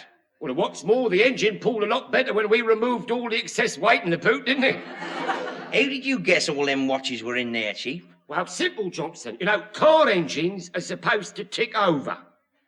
But when you switch the engine off, they're not supposed to go on ticking. That accounts for it. I thought the floggle toggle was in the wrong place. I don't know about that, but I flogged all their toggle all right, didn't I? I never seen so many watches. Oh, we're showing a fair profit so far, Johnson, I must admit, yeah. Well, I want to get home again. Won't be long now, Johnson. I've booked the flight to Malta. And once we get there, their rollicking lordships can pay our fare back. Well, what are we waiting for now, then? I can tell you that. while waiting for able Seaman Johnson to put in some of that finishing suntan oil on Chief Petty Officer Pertwee's right shoulder blade. Righto. Ow! You heavy-handed, know-nothing great and neat. You wait till I get you home. I'll have you cleaning out the stores for a month. Cool. With your eyebrows. Oh. Hey, here, Chief, who's looking after the stores while you're away? Oh, I don't know. I suppose some nosy pot will be turning everything over and... Yeah, Johnson. What? Pack up! We've got to get in our way to Malta and back to them stores a bit sharpish. Oh, well, we're just going to bounce me beach ball a bit. Oh, come on. We're the ones who'll get bounced if we don't get back. Come on. All right.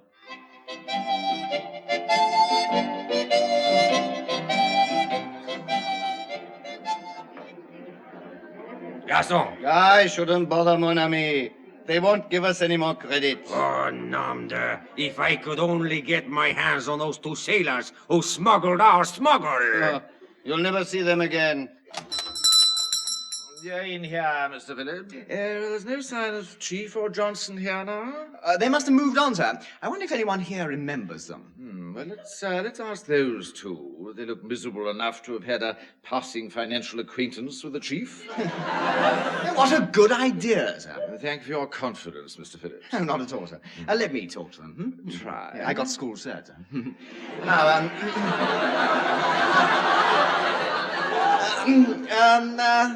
Bonjour, monsieur. Sacre bleu, more of them. Yeah, very likely. Avez-vous seen de matelot anglais in EC? First they steal our car, then they steal our smuggled watches. Now they've deserted their leaders of their own gang. I don't think I quite follow this chap. Well, neither do I, but I think it's time we left. Yeah. Come here. I say, steady on, I'm English, you know. I mean, now you just allez-vous-en.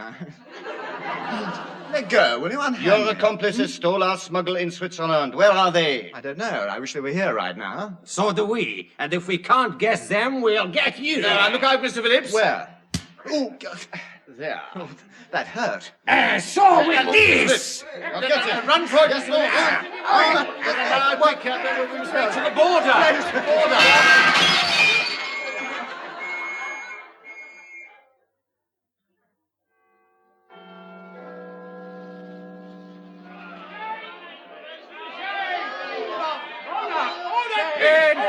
And in conclusion, is the Minister aware that as a direct result of information laid by two upstanding French citizens, the Swiss customs authorities are holding two British naval officers in connection with the smuggling of watches? Furthermore, they are being held. Furthermore, they are being held in close arrest until the fine is paid.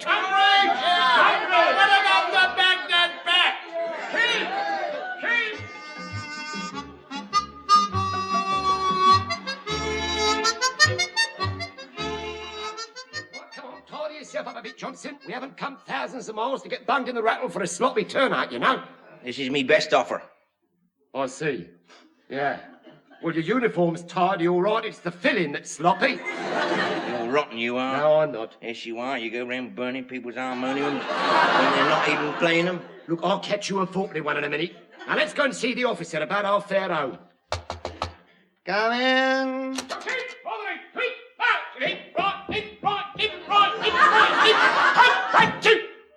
Chief Petty Officer Pertwee and Able Seaman Johnson on leadership test reporting, sir. Well, there's no need to be quite so noisy about it, is there? Oh, I beg your pardon, sir. Johnson! Chief? Shut up! Oh, never said a blooming word. Now, steady down, chap, steady down. Now, what's all this about? Well, haven't you heard about us, sir?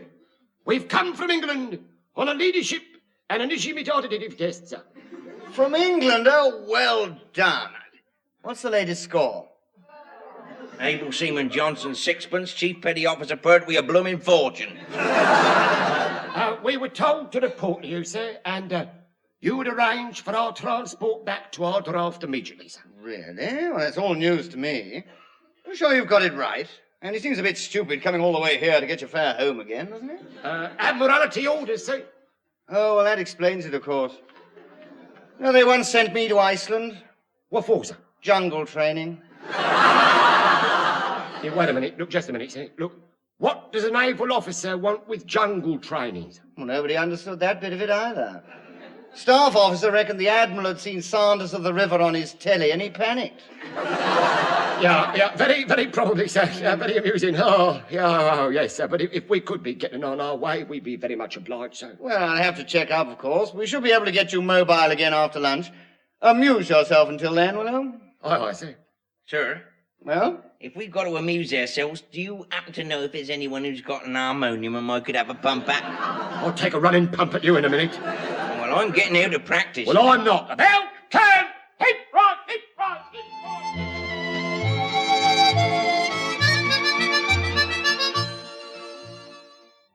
Oh dear, oh dear, oh dear. Oh dear, you don't know, you really don't know, Heather, how I've suffered. I wouldn't mind, but we're going to go through all this again when the Chief and Johnson get back. They haven't suffered like we have. No, but judging by number one's expression when you got back, I've a feeling they're going to. Has he calmed down at all? Well, I think so. Now he wants to have a court-martial before the lynching. Well, I don't know, Johnson. Where's the welcome home to our Johnsy banner? I can't see it. Lummy, Chief, you're back. Oh, we are indeed, sir, but don't worry. I wasn't expecting the fatted calf, because I brought him with me, sir.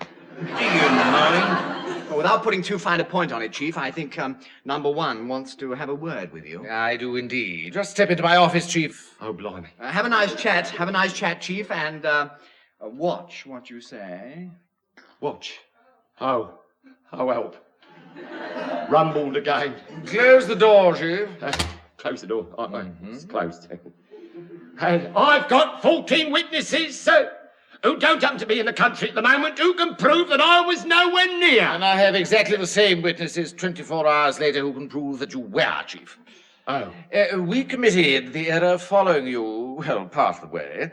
How much you make on those watches, Chief? Oh, blimey. I might have known it. Well, after deducting the travelling expenses, sir. Yeah? About £2.10, sir. How much? £10 sir. How much? 150 knickers, sir. Your last offer, Chief? Yes, sir. Splendid, just right. Just right? Yes, Chief, because I took the liberty of inspecting the stores in your absence this morning, and I could have sworn that you were about 150 knickers worth short. Blimey, is that all? I mean, no. No, wait a minute, sir. Now, look, I can explain all that, so you see. Johnson came I'm in sure you with can, felicity. Chief, but don't bother, because I shall be making another inspection tomorrow, and I'm sure that I shall find I was mistaken. The stores are correct. Only 150 quid straight down the drain. Not down the drain, Chief, just in the stores. Oh, yes, sir, yes. Well... By the way, there is one other thing. Yeah, I said I was afraid there would be, yeah. I think their lordships would like their sixpence back. Their sixpence? What are they going to do, sir? Buy a battleship? 6 copper coins of the realm, please. It's a carve-up. That's what it is. It's a dirty great carve-up. That's what it is. I agree with you more. Now hand it over. Heather will give you a receipt on your way out. Grand touring weather, isn't it? Yeah.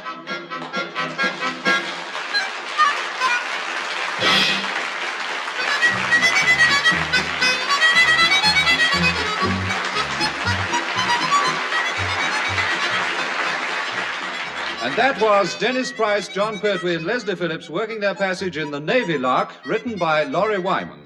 Dennis Price was the number one, John Pertwee was the Chief Petty Officer, Leslie Phillips was the Sub-Lieutenant, Commander Povey was played by Richard Caldecott, Able Seaman Johnson was Ronnie Barker, Heather was Heather Chasen, Henri was Teniel Evans, and Gaston was played by Michael Bates. The recorded production was by Alistair Scott Johnston.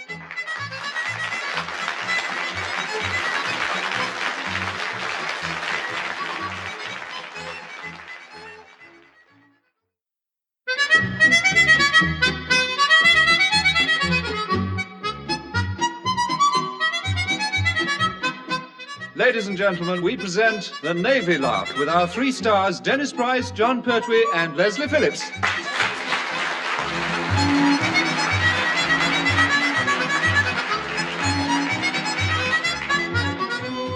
Now, we all want to be in films, whether we look like Richard Todd after 6 weeks in the sun or Boris Karloff after 6 all-night parties. However, getting into films is one thing, getting out of them can be an even wiser move, as our island draft learned the hard way.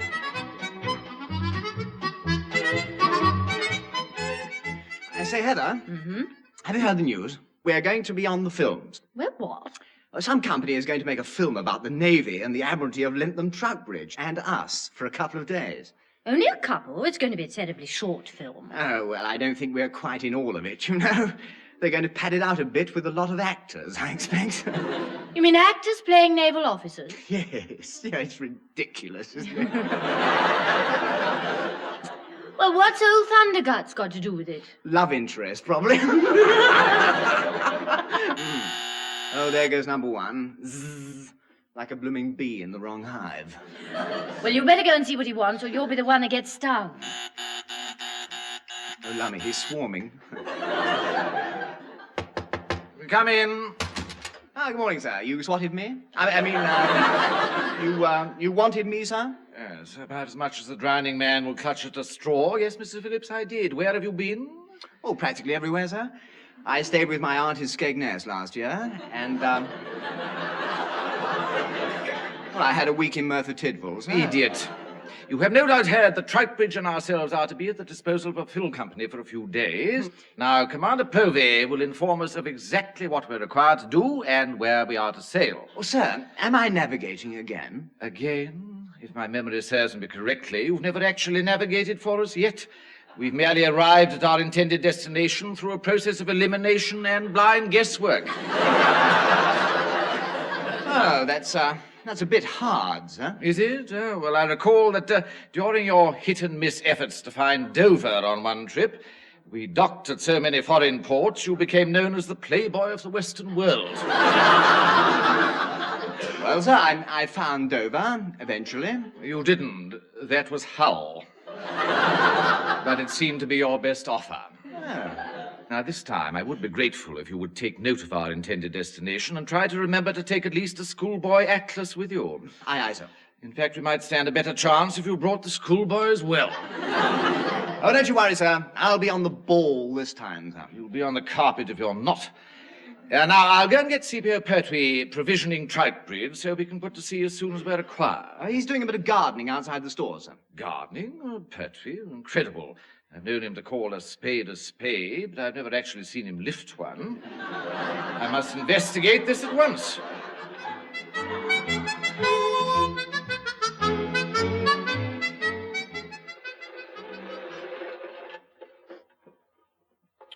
You know, this is the life, Johnson. Back to nature. The smell of new mown grass. Oh, invigoratical, that's what it is. Well, I reckon cut grass is a rotten pong. A rotten pong? Yeah. Why? Because I'm the mug that's cutting it. Wouldn't you like to push this blooming mower for a bit? No, Johnson, no. Frankly, I wouldn't rob you. I wouldn't rob you of the healthy exercise that'll lose some of the excess tonnage round your grass box.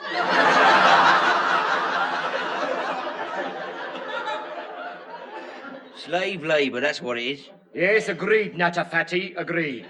So come on, get labouring, slave.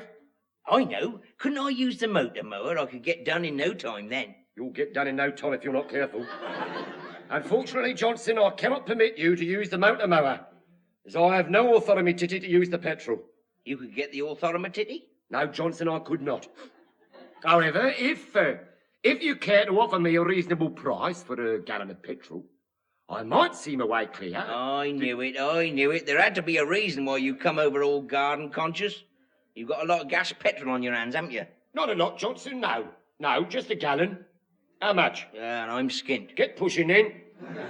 One man went to mow the meadow. How's me credit?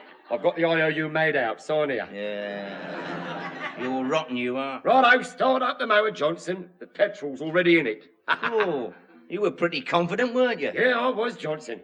I tried to push that hand mower earlier.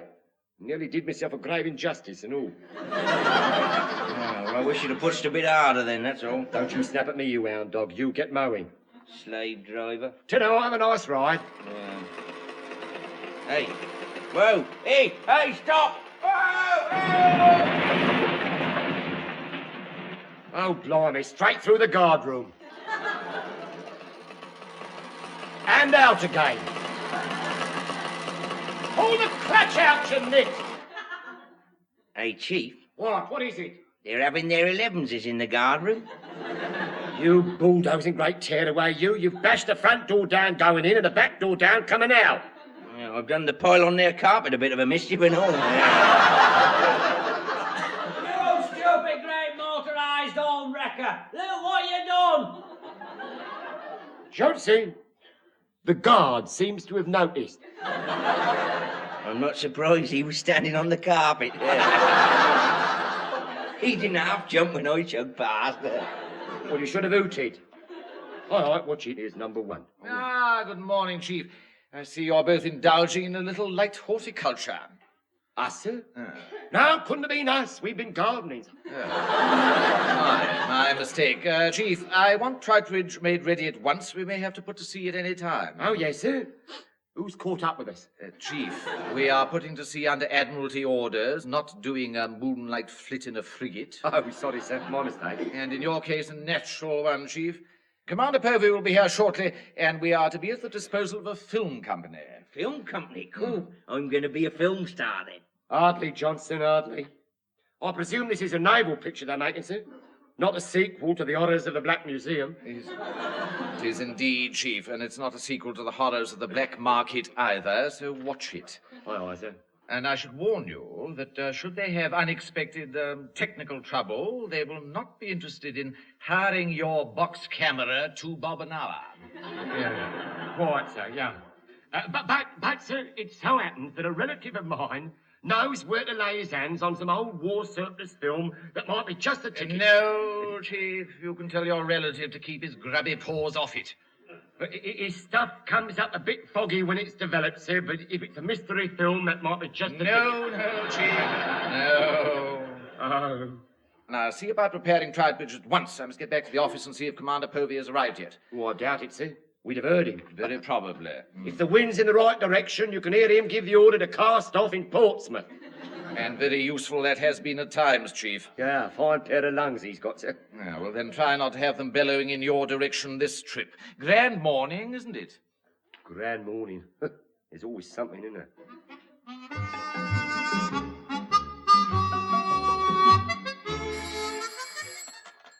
Number 1 here. Jetty guard, yes, sir. Pompey launch sighted, sir. Thank you, Goldstein. We were expecting it. The launch is right in my line of fire, sir. Can I bang off a couple of rounds just for practice? No, you can't. Well, just one then, sir. No. Seems a terrible waste, sir. I couldn't miss it. Goldstein, you appear to have been on guard duties too long. You're trigger happy. Tell the Chief we'll all be a lot safer if he finds you something else to do. Aye, aye, sir. You know, sir, he's getting dangerous. Getting, he's got. Number 1 here. Jetty guard again, sir. Well? Beg pardon, sir. Goldstein, hello, Goldstein. Oh, let's hope he didn't hit anything expensive. Number 1! What the blazes is that idiot on the jetty guard paying at? Just as my coxswain was tying up the launch, your raving lunatic fired at us. Really? I must remember to tell him what a rotten shot he is. Jolly nearly blew my starn off. Well, if you had your back to him, it's a fair-sized target, and he should... Oh, there, you mean the stern of the launch, sir? Mr. Phillips? This sort of mistake creates a very bad impression on our guests. Now, let me introduce you to the film director, Mr. Anthony J. Anthony. Oh, heavens, I've just had the most dreadful shock. Yes, you do look a bit pale. So would you be if you'd had a flaming great shell whipped past your napper. And now perhaps you'd like to explain to the number 1 what you want them to do first. Certainly. Lock up that nut who fired at us. Oh, of course. The rating in question has been relieved of his duties. As from now. Sub-Lieutenant Nervous quaking. Speaking. Who? Oh, hang on, I'll ask. What is it? Jetty guard, sir. He says, beg pardon again, and would you like duck for dinner?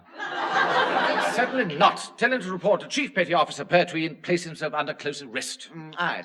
Goldstein, find the chief and get yourself bunged in the rattle. What? No, you can't. No, he can't what? Poop off one more for luck, sir. I should think not, indeed. Mr. Anthony has been upset enough already. I must apologize, Mr. Anthony. Well, now where's he gone? He appears to have gone to ground under the knee hole of my desk. I'm not coming out until the ceasefire. Oh, go on, be a devil.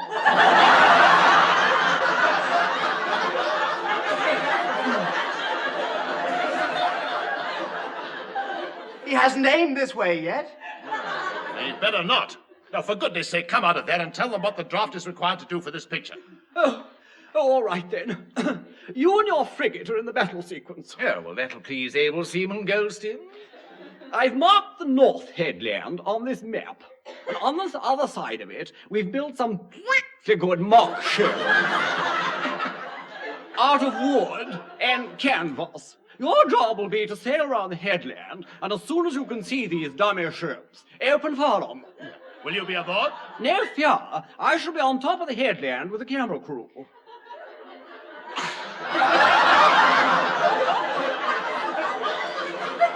You don't think you'll be any safer up there, do you? I'm having a shelter dug, and I'll direct through a periscope. Oh, I shouldn't bother. If you're there, Goldstein will ferret you out eventually. Yes, and you know, Goldstein may give you the most full shock.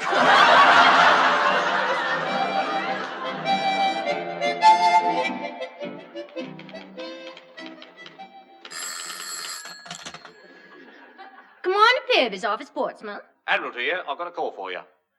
This is the Admiral. Who's that? It's Commander Povey's secretary. Oh, never mind. It's my fourpence. I say, is Povey there? I'm afraid not, sir. He's visiting the island draft. Oh, don't bother. I expect he's visiting the island draft. Can I take a message, sir? Well, the devil should I know. You're Povey's secretary, not mine. Mine's a complete moron. Mumbles all the time. I know. Can you take a message? I'll try, sir. Well, tell him there's a home fleet exercise on tomorrow, will you? Down your way somewhere. C&C Portsmouth knows all about it. I should too, but nobody tells me a thing up here. I'll ask him to contact the CNC as soon as possible. Oh, good girl. No, better than that. Tell him to contact the CNC as soon as possible. Oh, cheerio. Thanks for ringing. Remember me to...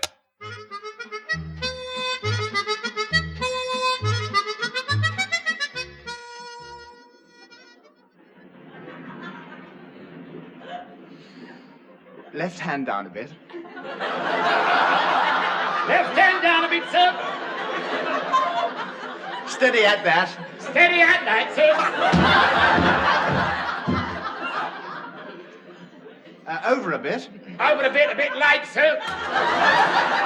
Mr. Phillips, is it quite impossible for you to get us underway without clouting great chunks off the jetty? I seriously, sir, I always forget the beast. And nothing to worry about, sir. When we get back, we won't even be able to see it, sir. Yes, you're so right. The post you knocked off this time is on deck and coming with us. Oh, well done, sir. You've caught the post. Oh, very funny. Who's next for Postman's knock?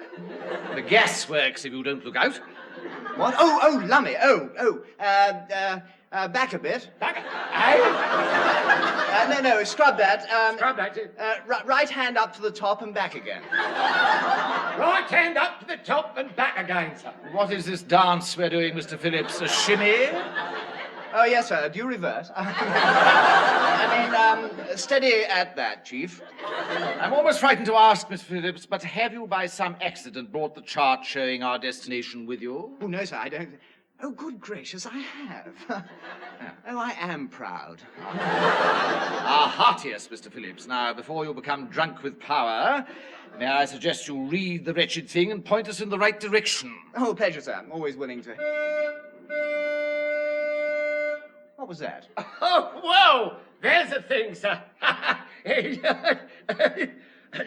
It's Nunky and his tug, sir. Ah, now, there's a surprise. Who whistled him up?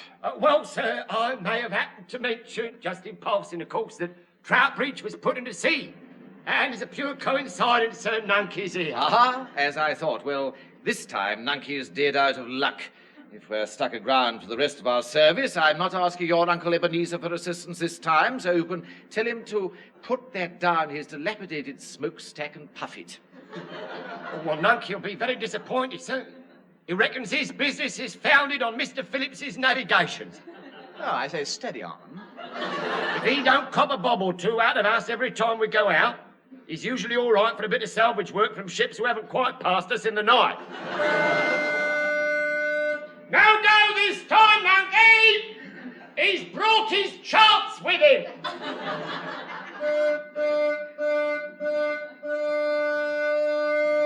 Language, Nunky, language! Sound and you, Chief.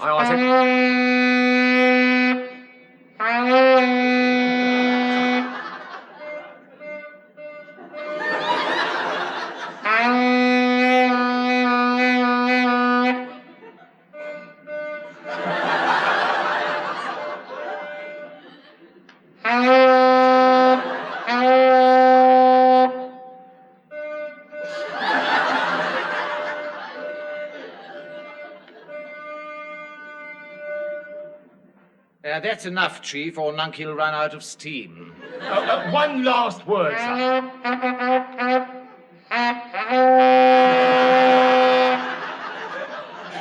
I say, Pertwee, really? Well, that's done it, sir. Nunky's in a right temper now. He's shoveling coal on like mad. Yeah, so he is. Here, what's he think he's doing? He's heading this way. Oh, it's all right, sir. I think he's going... Everybody down! Blimey, the silly old fool's rammed us.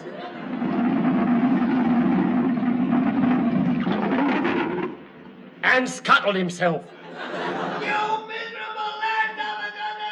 If we had the Marine Band aboard, we could have given him a chorus of hand, knees, and bumps a daisy. Oh, it seems a pity, but I suppose you'd better pick him up, sir. Lower a seaboat, Chief. Aye, aye, sir. Lower a seaboat and pick up old Father Thames! Yes, and whilst we're at the bus stop, you might have another look at the chart, Mr. Phillips, just to see if we are, by some remote chance, on course. Oh, we are, sir. We should be coming up this side of the headland any time now, sir. Oh, I'm delighted and astonished to hear it. I trust Mr. Anthony J. Anthony has had sufficient time to dig himself in by now. Number one! Oh, lummy, old thunderguts. Oh, good gracious, I didn't know you were aboard, sir. That is hardly surprising. At the last moment, I thought if this confounded film company are ever to get the scene they want, I'd better be aboard to keep an eye on you. Oh, that was kind of you, sir. However, I'd hardly stepped on deck when I got clouted in the back of the neck by a whacking great jetty post as it landed. Oh, what a shame, sir. I just about recovered from that and was about to make a few notes. Notes, sir? I wanted to be sure that my evidence at your court-martial should miss out nothing, Mr. Phillips. Oh, well, if there's any little details you're hazy about, sir, I'd be only too pleased. Oh, lummy. Leslie Phillips, retired. RN. Rapidly. I'd hardly got my pencil out when I knocked off my feet again as Troutbridge is rammed. You're not having a very good day, are you, sir? I'm having a wonderful day. A few personal inconveniences are well worth enduring, as it means I've got the lot of you where I want you at last. No, hardly, sir. I mean, it will merely be your evidence against ours. No, it won't, number one. You're forgetting the owner of that ghastly tug. Oh, blimey, Nunky. Permission to drop him overboard again, sir. Certainly not. Oh, I'm sure he will prove to be a most cooperative witness. And if he makes a claim, I shall support it up to the hilt. I had a feeling you might. Now, for goodness sake, get underway, or Mr. Anthony will never get this wretched film finished. Certainly, sir. We should be coming up our side of the North Headland very shortly now.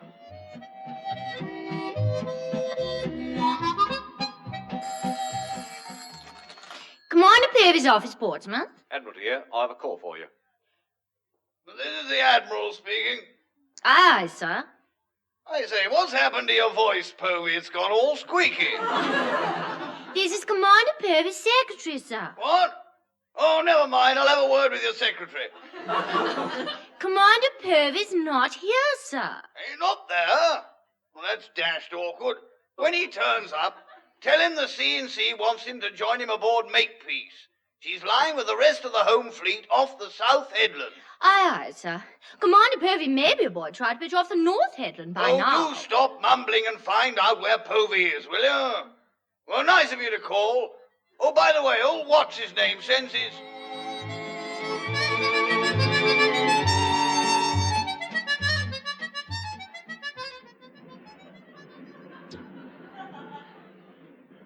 Left hand down a bit. Left hand down a bit it is, sir. Now, on the other lock. On the other lock, sir.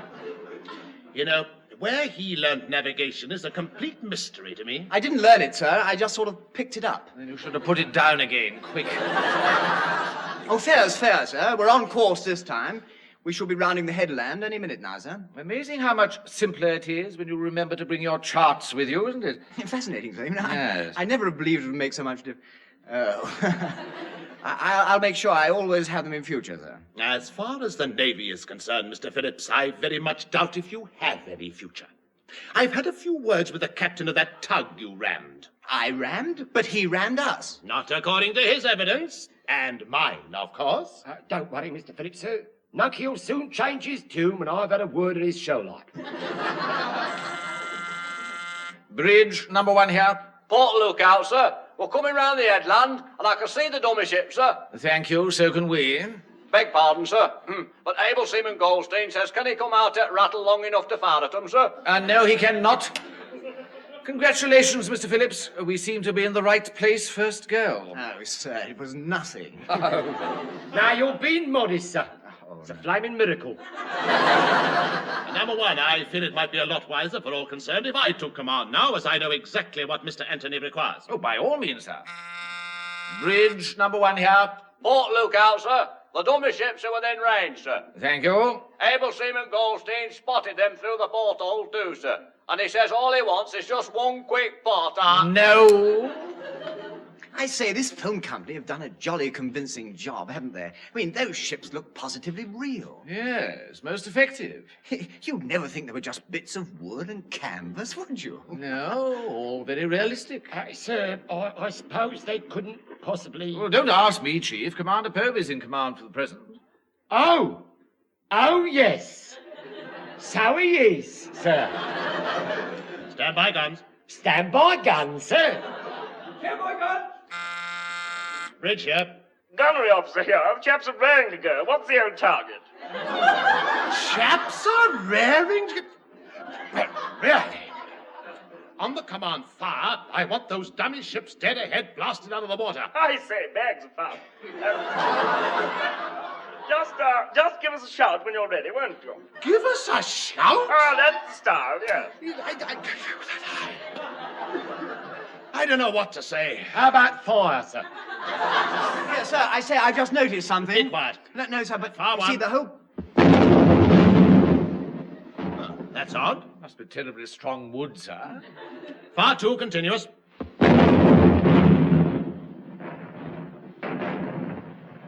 Blimey, the dummies are firing back. Here, I say, they're not supposed to do that, are they? They've ceased firing. They're signalling. But they can't. They're dummies. Not exactly, sir, no. No, I'll read the signal, sir. Signal reads, "To idiot aboard Trout Bridge from C&C, stop tackling the own fleet, single-handed. What are you trying to do?"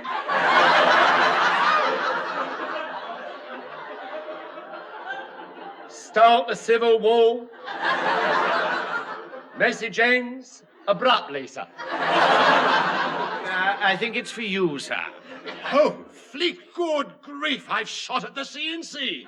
Well, so it seems, sir, and knowing him, I feel he may shoot back when you return to Pompeii. I beg pardon, sir, but I've just been looking at the top of the headland and I can't see the cameras anywhere. That's what I was trying to say before, you know. And according to the chart, you see, they should be, Oh, lummy. Mr. Phillips, what have you done? Oh, simple mistake, sir. I mean, it could have happened to anyone. Man, what is it? Well, you're not going to believe this. Well, try us, sir, for Drake's sake. Well, I had the chart upside down. What? This isn't the North Headland at all, sir. It's the South. What, you raving lunatic. First you hazard the ship, then you ram a tug, and now you've made me practically wipe out our entire naval strength. Clumsy, aren't I, sir? You'll suffer for this. I'll have you in the tower before I'm through. I beg pardon, sir, and with all due respect, sir, but I wouldn't advise that, sir. No.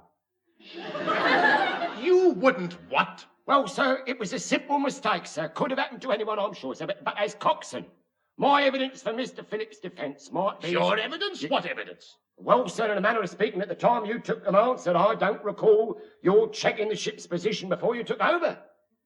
Sir. But I was here all the time. Ah, but not in command, sir. Exactly, sir, and I don't recall you making any inquiry as to the ship's course either. That's ridiculous. A simple mistake, sir. Could have happened to anybody. Of course, sir, of course. If Mr. Phillips' little discrepancies should happen to slip your memory, no despisement on your navigating, Mr. Phillips. You help yourself, Chief. Just get me out of this muck. Yes, sir, with a lack of remittity, sir, with a lack of remittity. Yes, Chief, this promises to be a fair old corker. Yes. Happened to slip my memory? What are you talking about? Well, sir, I thought it was just possible we might not have heard your order to fire, sir. Not heard it? But we opened fire, man. I'll say we did. Oh, it's a great tragic cabal, sir. A great tragic. Able Seaman Goldstein is a good lad, but he's trigger happy, sir. And with a long sick leave, sir, I'm sure he'll recover. Ah, Goldstein, of course. That's that overwork it was, sir. Fanatical devotion to duty, sir. The lad's not to blame, sir. He comes from a good home. Never a word out of him, sir. All right. You're absolute past masters at blackmail. The whole conniving bunch of you. Praise from Caesar is praise indeed. I take it then, sir, it's a deal. It's a deal. Oh, well done, Pertwee. Oh, thank you, sir. Right, full ahead together, and left hand down a bit. Full head together and left hand down. Mr. Phillips. Sir? Enough is enough. I'll navigate. Oh, very wise, sir. Thank you, Chief. Left hand down a bit. Left hand down a bit it is, sir. Grand morning for bashing the daylights out of the home fleet, isn't it?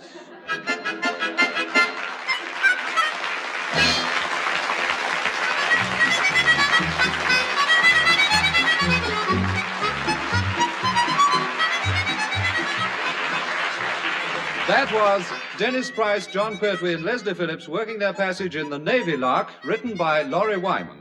Dennis Price was the number one, John Pertwee was the Chief Petty Officer, Leslie Phillips was the Sub-Lieutenant, Commander Povey was played by Richard Caldecott, Able Seaman Johnson was Ronnie Barker, Heather was Heather Chasen, the Admiral was Teniel Evans, and Anthony J. Anthony was played by Michael Bates. The recorded production was by Alistair Scott Johnston.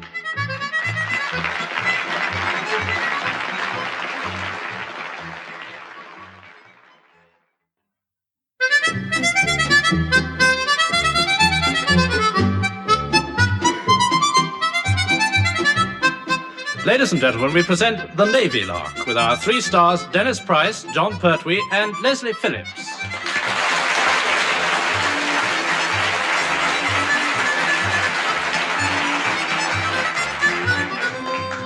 It's nice to have odd people dropping in, provided it's not a little man in a flat cap who wants to cut off a supply of something. The people who visit our island draft are not only odd, but usually drop in to drop them in it.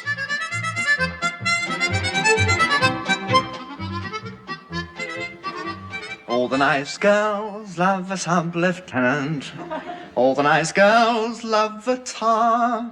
All the nice girls love a sub-lieutenant. Because you know what sub-lieutenants are.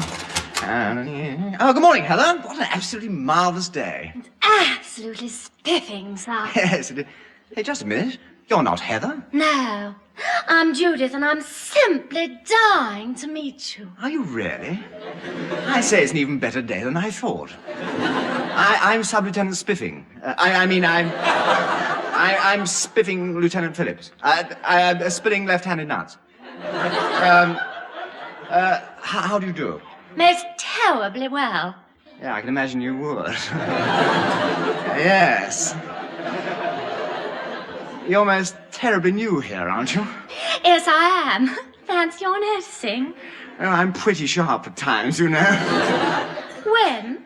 Well, there was a day in 1946 You're a little tinker, aren't you? Well, Daddykins always says I had a ducky sense of humour. Daddykins was so right. Where is Heather? Who? Heather, you know, the wren who's usually here. Has she been drafted? No, she was in here earlier. We met. Oh, sounds as though you met head on. Well, I'm sure she's terribly sweet, if you ever wanted to get to know her. I say, steady on. What are you doing here? Well, leaf duty. I'm taking over whilst Heather goes on leave. Are you? Well, perhaps it might be a spiffing idea if Philippikins was to show you the ducky little ropes. Would you really? Oh, I'd absolutely adore that. Oh, so would I. When you come off duty tonight, perhaps we could take a little, whoops. Oh, Heather. Hello, Heather. It's Heather. I was just, Oh, that's odd. Do you think she was upset? I'm sure I couldn't say what she is. Oh, lummy, there's number one. Oh, what a darling little buzzer. I didn't know you'd met him. Do you think so? I never really thought of it quite like that. Oh, there it goes again. Daddykins has got one just like that. Isn't it too sweet? Yes, but number one won't be if I don't answer that, sweet thing. Come in. You buzzed, Daddykins? You buzzed, sir? Yes, Mr. Phillips, Daddykins buzzed. What seems to have got you all of a doodah this morning? I take it you haven't copped a butcher's at the outer decoration in the office there, sir. She's the most gorgeous bit of doodah we've ever had. Who or what is? The new Wren, sir. She's just arrived, and she's a cracker. Cracker? You mean she went off bang? No, sir, but I did. Why don't you go and have a look for yourself, sir? Give the old eyeballs a field day. Certainly not, Mr. Phillips. I have no intention of snooping on new arrivals merely because they happen to be gorgeous bits of doodah. Oh, no, sir, of course not, Well, however, I was just, going to make sure the door was properly closed. Drafts in here, you know, terribly... Was there some little thing you wanted, sir? What? Oh, no, nothing. Just shutting the door. Carry on. What's that? Is that a fair old piece of doodah, or isn't it? Yes, it is, Mr. Phillips, it is. Sometimes I must admit their lordships of the Admiralty do us proud. I know, sir. I know. Couldn't we send for her? And when she comes... come in. We were just... good morning, Heather. Heather, a grand morning. Here's a signal, sirs. Oh, dear. Oh, Lord, I don't think we're terribly popular. Yes, I had noticed. You know, sir... You know, sir, I was thinking, you know, with those two girls here, sir, we could... Well, sir, if we played our cards right, sir... forget it, Mr. Phillips. Now, what's this signal about, eh? 10 to 1 is some old thunderguts. Commander Povey sends out more signals than a ship in distress. Agreed, except that it is the people who receive the signals that end up in distress, not him. Oh, I don't know, sir. We had him going once or twice. Well, now it appears to be his turn. He wants to know who authorized an unauthorized flight by the helicopter from Jersey yesterday. That must have been one of Pertwee's relatives, delivering the duty-free wallop for the wardroom. Yes, it must indeed. The supply arrived in the nick of time. We nearly had to buy a bottle at normal prices. That's odd. How did Povey get to hear of the flight?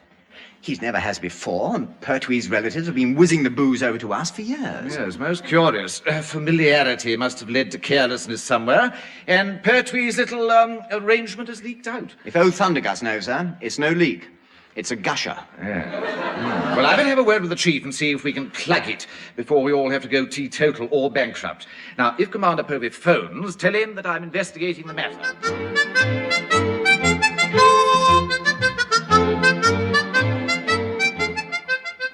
One man went to mow. Sit still, Johnson. Went to mow a meadow. Oh, you chopped my ear off. You should have wiggled it out of the way. Right, that'll be extra. What will? Cutting your lug hole, Johnson. 9pence only covers cutting your hair. Well, I didn't want my ear cut. Well, there you are then. You should have wiggled it. You're rotten, you are, ear old cutter. I'll chop the other one off if you don't keep still. I didn't even know you could cut hair until this morning. Neither did I, Johnson. Neither did I. Hey? I've got news for you. I don't think I can. Here, what have you done? Well, it's not what I've done, Johnson. It's more what I've overdone. See? Here, does hair grow quickly in your family? No, we're not particularly hair. Here, I want a mirror. Quick, give me a mirror. No, I don't think you do, Johnson. No, I wouldn't advise it. Not for about a month. You rotten lug old chopper, you scalped me. No, of course I haven't. No, you're not bald. You look like an advert for an hair restorer that's just beginning to work. What am I going to do now, then? Well, for a small consideration, I'll let you have an hat that's 2 sizes smaller. How much more are you going to have off? Oh, not much, Johnson, not much. The supply has sort of run out. From here on, it's really a job for sandpaper. Here. You're not sandpapering my bonds. All right, please yourself. But it brings it up a lovely smooth finish. All right, that's it. I want to get up. Come on, let me up. All right, certainly, Johnson, but don't move about too fast. Why not? It'll be a bit drafty, mate. We don't want you getting a cold in your head, do we? You wait. I am waiting, Johnson. For the 9pence. Blooming robber. Johnson. What? No tip? No. You didn't ask me if I wanted anything on it. Something on what? The only thing you want on it is a wig. Who is it? You can't have none. It's number 1, Chief. Oh, blimey, open the door, Johnson. All right,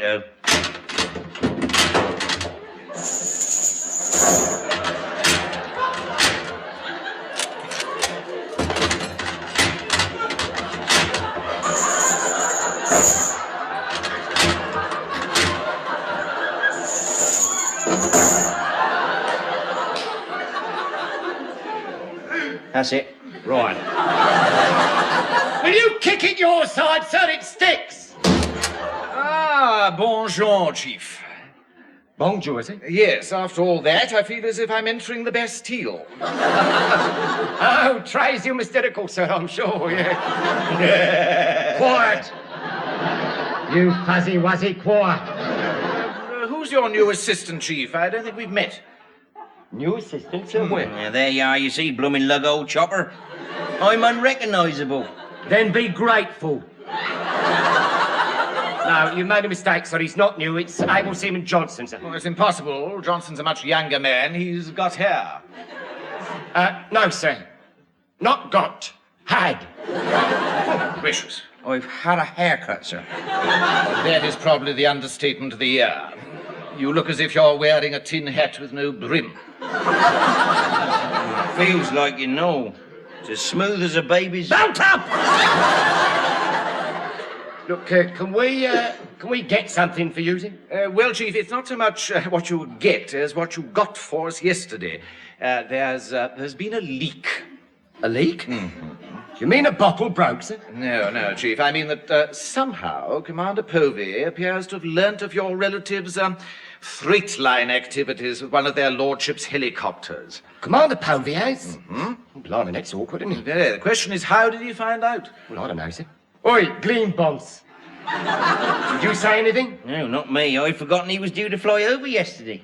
I'll look into it at once. Yes, I should, Chief. I imagine the Commander will be paying us a visit in the very near future in order to do just that himself. Yeah, quite so, and it would be handy if we knew how it happened first. Exactly. Forewarned is forearmed, you know. I wish someone had forewarned me. Sweeney Todd. Johnson? What? Get your flaming haircut. What, again? Again, egghead. I'll have to get at it from the inside, then. Well, if they can't take any off the top, get someone to take it off your middle, fatty. Chief, when you've quite finished trying to get our rotunda lily gilded, will you kindly concentrate on finding out how Commander Povey rumbled the duty-free wallop? Yes, it'll have my immediate attention. Splendid. Otherwise, I feel we may have his. A grand morning for a haircut, isn't it? Ooh! All right, what's the matter now? Well, it went half a draft when he shut that door. Never mind that. Look, I've got to get hold of Nunky of the Fleet Air Arm Jersey and see if he's in the rattle for a little light smuggling yet already.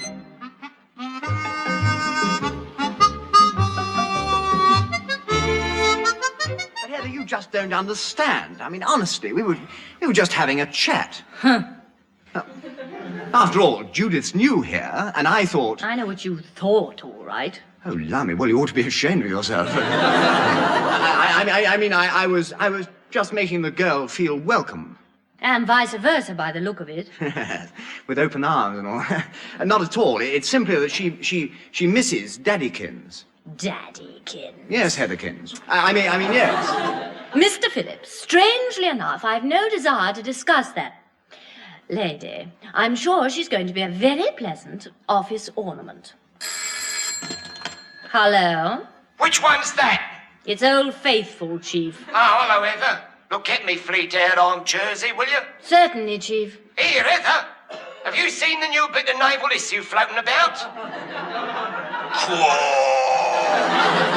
Oh, she's a proper bit of old whoopity, she is. Line engaged. Honestly, you men are all the same. I know, it's absolutely spiffing, isn't it? I mean... I'm going out. Oh, jolly good. I'll come with you. By myself for a long, long walk. Oh, well, don't overdo it, old girl. Ooh. I wish you wouldn't do that. If the hinges don't go, my eardrums will. Hello, Philippikins. Oh, hello, Judy. I say, you're having a busy day, aren't you? Whatever. Number one's been showing little me around. How nicykins of him. Yes, Mr. Phillips, wasn't it? Oh, lummy, I do wish you wouldn't wear those rubber-soled shoes, huh? So does Chief Petty Officer Pertwee. He reckons they're an inhumanitarian invention, sir. I agree with him. I'm absolutely terribly fagged. Honestly, I'm pooped. Perhaps you'd better have the rest of the day off. What a good idea. I'll come with you. Oh, hello, Heather. It's Heather over there. Oh, good gracious. I say, don't you find Heather just a tinsy-winsy bit noisy? Yes, just lately, yes. She'll give us all blinding headaches before long. Oh, never mind. Let me rub your poor old head then. Oh, no, let me... No, I mean... Well, Mr. Phillips, what do you mean? I've no idea, sir. Well, that's fair. We never know what you mean, so now it's your turn. Oh, thank you very much. Hello? Hello. Which one is it this time? It's little me. Oh, well, this is Chiefy Keynes. Look, get me Fleet Air Arm Jersey for Drake's sake. It's urgent. I've got to get in before somebody else does. All right, I'll push you through.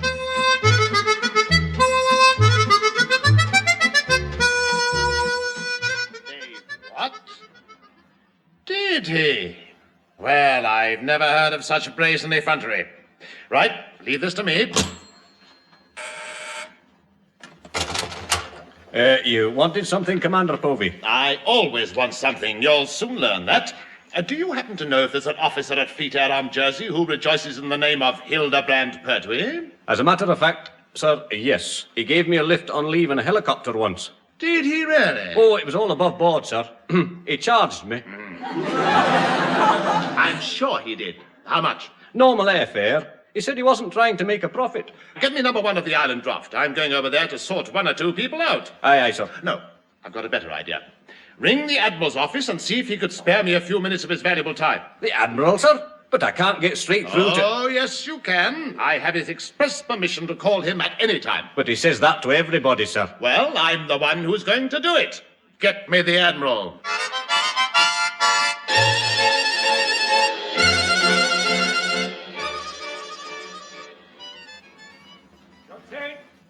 Johnson! Yeah, blooming lug old chopper hole. Johnson! Ah, you're rotten, that's what you are. You're rotten. Here, Baldy! Belt up and come here! What's the matter then? Oh, everything. Yeah. I've spoken to Nunkey over at Fleet Air Arm Jersey, and he's been nobbled all right. Somehow our little arrangement for flying the booze for the wardroom over, at the price, of course, has been rumbled. Cool, was you Nunkey in the rattle then? Hello! Chauncey boy, Uncle Hildebrand here. You've got to help. They're bunging me in the rattle. All right, often. But... Yes, Johnson, Nunkey is. What? In the rattle. Oh, what a shame. Eh? I'd much rather have been you, burr old chopper. Look, will you be quiet about your chop burrows? Wow. How did it happen? That's what I don't understand. How did it happen? You nicked me with the scissors. Painful it wasn't. I don't mean that. I mean, how did Nunkey get rumbled? Oh, well, perhaps a dissatisfied customer put the squeak in. We don't have any dissatisfied customers. Not until they have to cough up, that is. Oh, well, you got one here for a start. Johnson. Feel like Van Gogh after a rough night. Where's me comb and scissors? What? Where's me comb and scissors? Pardon? You watch it. Yes, Chief. Here. And you better warn the other uncle. Which one? I've got them spread everywhere. Well, the one that runs a furniture removal business with their 3-ton truck. Oh, well, that's all right. I rang him up yesterday and told him to go careful whilst he eats on. Hello, Stores here. This is Pulbright Police here. We're out. Good morning. Hold it. It's a small matter concerning... Yeah, I've got 14 witnesses to prove I was skating in Iceland at the time. That's all right, sir. We shan't be recording them, Oh, good. this time. Oh, bad. So for another matter. Such as what? We've apprehended Mr. Herbert Pertwee on suspicion of using a Navy 3-ton truck for private purposes. Now, have you got one missing? What, a truck or an uncle? I beg your pardon. Granted, I'll ring you back. Now what? Well, you know I said the heat's on. Yeah? Uncle Herbert's in the oven. Oh, dear. What's going on, Johnson? The Pertwees are being struck down like flies. Who's swatting us? I don't know, but... That'll do.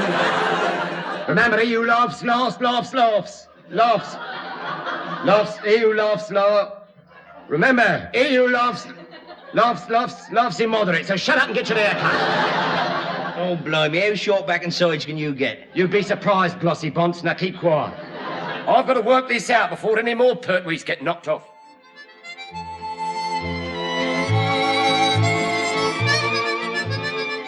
Judy, couldn't I show you round the unit?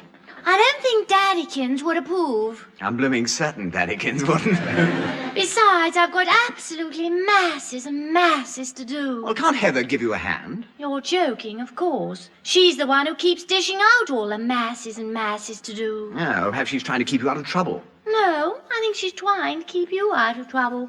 Yes, I see what you mean. Trouble's my middle name. What's your first? Disaster. I mean, Leslie. Leslie? Oh, what a simply heavenly name. Well, Judith's pretty. Oh, Heather, hello. We were just having a little, you know, that is, Oh, my ear. Oh, there goes number one on his darling little buzzer again. Come in. Ah, Mr. Phillips, I had a feeling you'd be in the outer office. I trust my buzz didn't interrupt anything? No, I'm afraid not, sir. Hello, number one here. Jetty guard here, sir. Pompey Lark sighted, sir. Good gracious. Are you sure? Positive, sir.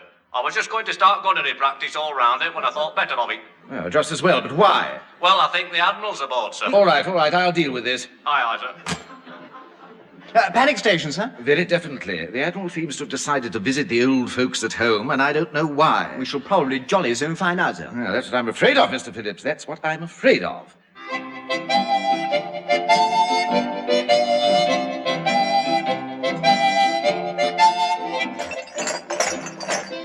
All right, get a move on, you hairless wonder. We'll never have these booze bottles hidden in time. You know, hiding these crates now is locking the stable door after the bolt has rusted, if you ask me. Well, I didn't. And I don't think you got that quite right somehow, do you? Well, that last haircut went a bit deep. I can't think straight now. You asked me, it wasn't deep enough, ditchhead. Oh, I don't know. Phantasmagorical, isn't it? Now, every time I get in touch with one of my relatives, the arm of the law stretches out and another good Pertwee gets done.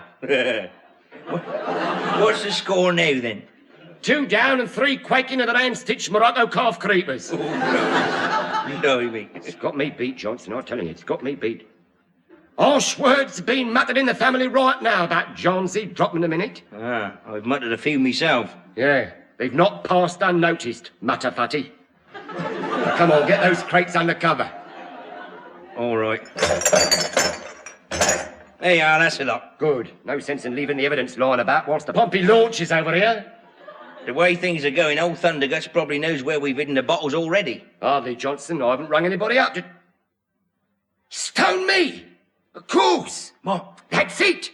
What? Every time I use the phone to give one of my relatives a short, sharp signal like Scarper, Povey hears about it. We're being tapped. Well, that's nothing new. I'm always being tapped. 9pence here, a tanner for a tip there. No, not us, you nit. The phone! Oh, but Heather wouldn't do a thing like that. Well, of course she wouldn't. But we've got a spy here, all right? A spy. Now then, who can it be? Who can be a spy? I know. It must be Daddykins' Judykins that dropping Chiefykins and the Muckykins. But she's a gorgeous bit. Yeah, so was Matty Hardykins. Come on, we're going over to the office to tip number 1 off before he gets done rotten and all.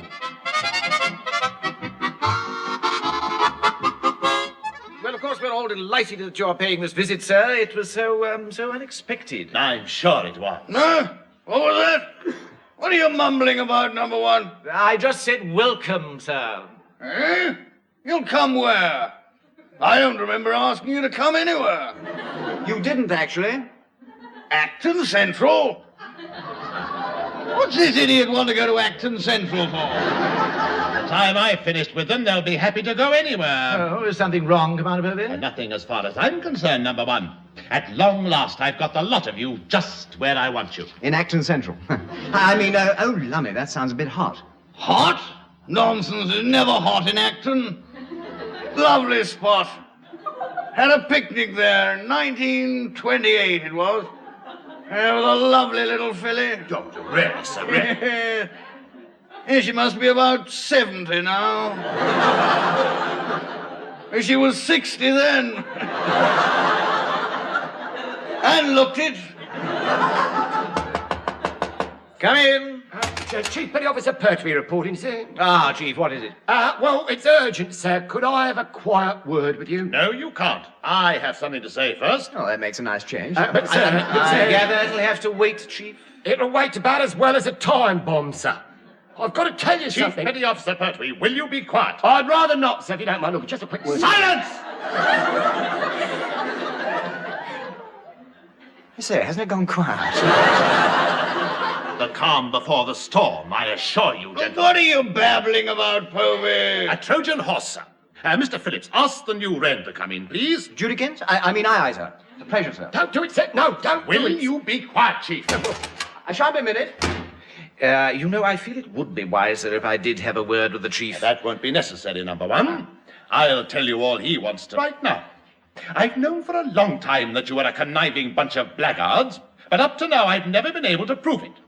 However, thanks to the Wren I had posted here... You had posted here? That is what I said, and she has had a most enlightening time at your switchboard. I knew it! There's a viper in our bosom, I was right. You were, but far, far too late. Good gracious. This way, Judykins. I'd like you to meet Commander... Daddykins! Commander Daddykins. Eh? Ah, there you are, Judith. Thanks for your invaluable help. Oh, I say. Fair old bit of crackling, that, Povey. She's my daughter, sir. She ought to what? Well, let her then. I don't care. Through Judith being here, I have definite proof that these men have been having all their wardroom liquor flown over from Jersey by a naval helicopter. Getting all their wallop from Jersey, eh? Every last drop of it, sir, and duty-free. Duty-free? What a thumping good idea. I thought you'd... Oh, why? What? Why didn't I think of that years ago? That's what I like to see in junior officers. Initiative. Congratulations, number one. Thank you, sir. But you can't mean to let it go on like this, sir. Like this? Certainly not. I want me cut. 10% in gin. Well, I'm sure something could be arranged, sir. Could have better be. I wondered what all the secrecy was about. Jolly decent of you to tip me off, Povey. Tip you off? But... I shan't forget you in a hurry for this. Oh, but I... won't forget me, sir. Oh, well, I just thought that... Well done. I say, number one, any chance of my taking some of the stuff back with me? Getting a bit short, you know. Well, I'm sure we could find a little, sir. Well done again. A 3-ton truck full will do to be going on with. 3-tonner full? Oh, blimey, Uncle Herbert, he's in a rattle. What is it, Chief? Oh, well, sir, a slight misunderstanding, sir, with the local constabulary military, sir. They've knocked off a certain relative of mine who happened to have a 3-tonner that bore a striking resemblance to this relative of yours wouldn't be the one who does removal work from time to time, by any chance? Well, he has been known to sort of shove things around a bit, sir, yeah. I see. A case of mistaken identity, obviously. Oh, yeah, completely, sir. Yeah, completely. Well, I'll have a word with the police station and prize him out at once so he can run a few vital supplies down to the Admiral's launch. I think I can safely say he'll be most appreciative of a call, sir.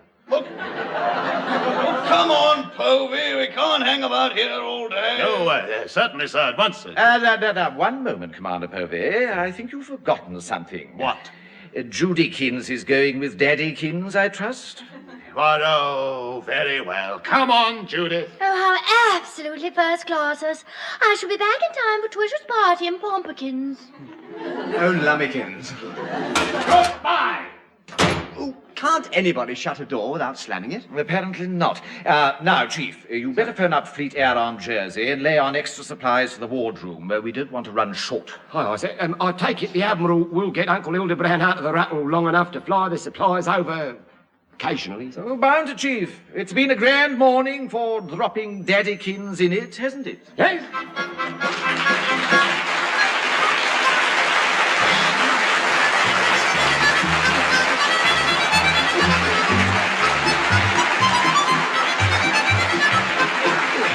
That was Dennis Price, John Pertwee, and Leslie Phillips working their passage in the Navy Lark, written by Laurie Wyman. Dennis Price was the number one, John Pertwee was the Chief Petty Officer, Leslie Phillips was the Sub-Lieutenant. Commander Povey was played by Richard Caldecott, Able Seaman Johnson was Ronnie Barker, Judith was Heather Chasen, the Admiral was Tenniel Evans, and Ginger was played by Michael Bates. The recorded production was by Alistair Scott Johnston.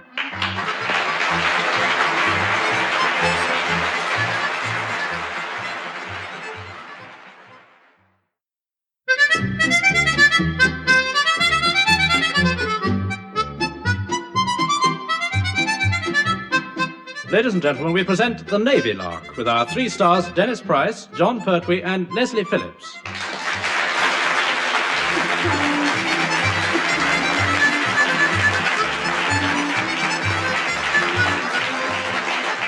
There are social events in all walks of life connected with one's work, whether it's the office Christmas party where you pull a cracker with the boss and make quite sure he gets the hat, cap, or novelty, or the business lunch you enjoy because you thought it was on him and hate when it's on you after all. Our naval draft have their social disasters too.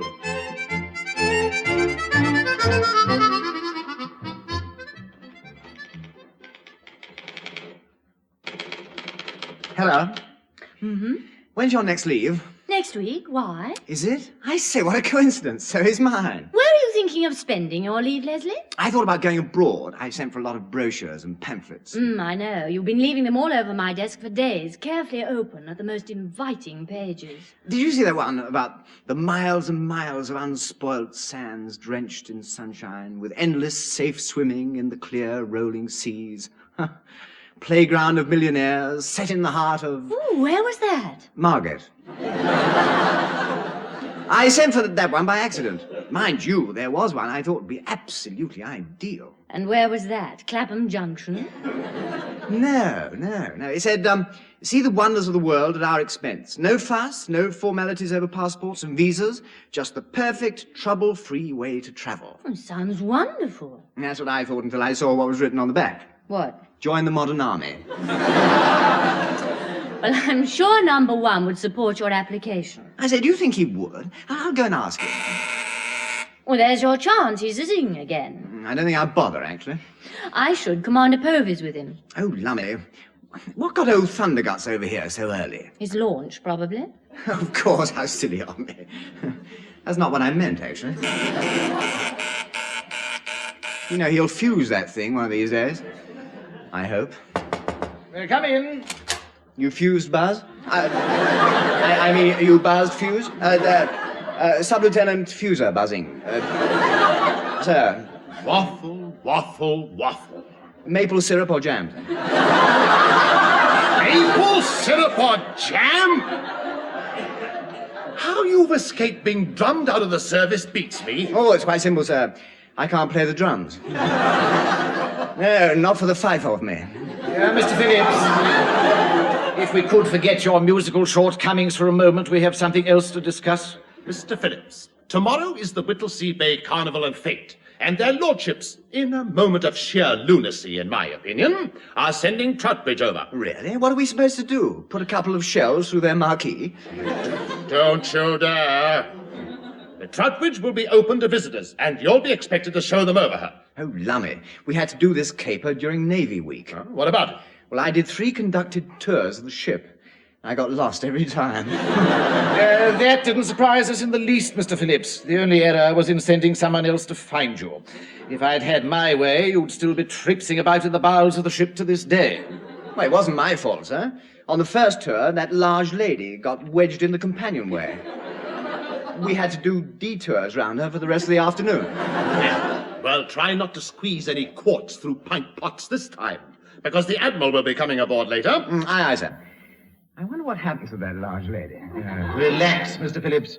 Eventually 3 stokers got behind her, and she shot out on deck like a cork out of a bottle.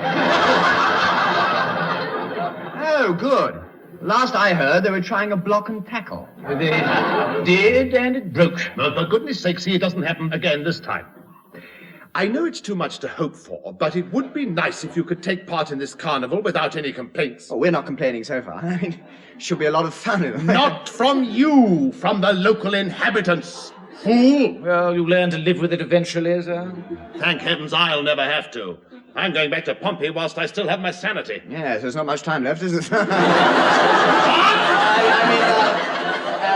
There's not much time, sir, for to get over to Whittlesea Bay in Troutbridge, sir. Oh, chain him up or something, number 1. I'll see you at Whittlesea Bay. Aye, sir, I'll speak to the chief and we'll sail as soon as possible, with luck.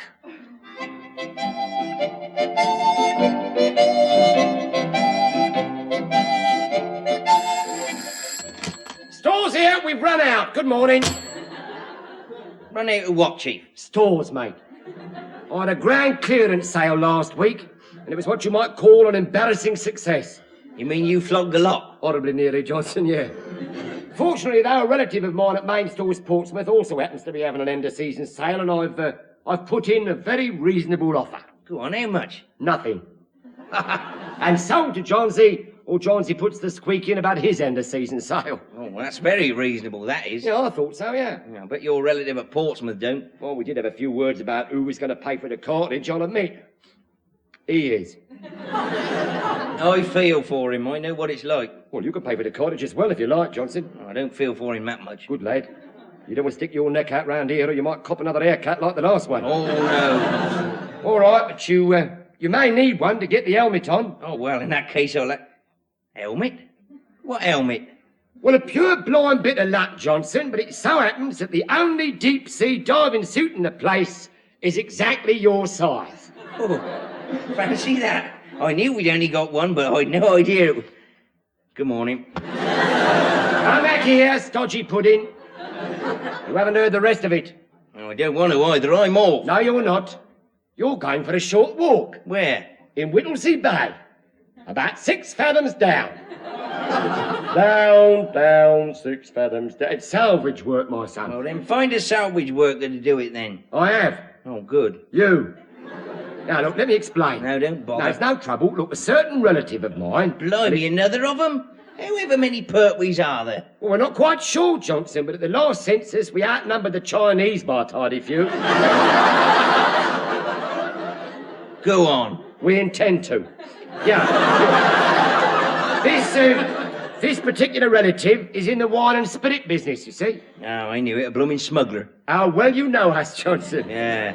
Yeah, right. This relative had what you might call an unfortunate brush with the customs officials just recently, see? Oh, that's funny. My mum had an unfortunate brush once. The handle came off and the fuzzy bit got trapped. No, never mind. Never mind about your mum's handle. Well, no, I'm not interested in your mum's handle. Well, in case you are, it's Minnie Johnson. Right. Miss Minnie Johnson. Miss? I was adopted. Oh. Look, I don't want to hear any more about it. Will you be quiet about your mum, Min? Look, Johnson, this is a very tricky situation. Ah, so's having the handle come off an unfortunate brush when you got... Right, Johnson! You're going to have an unfortunate brush with Chief Petty Officer Pertwee in a minute.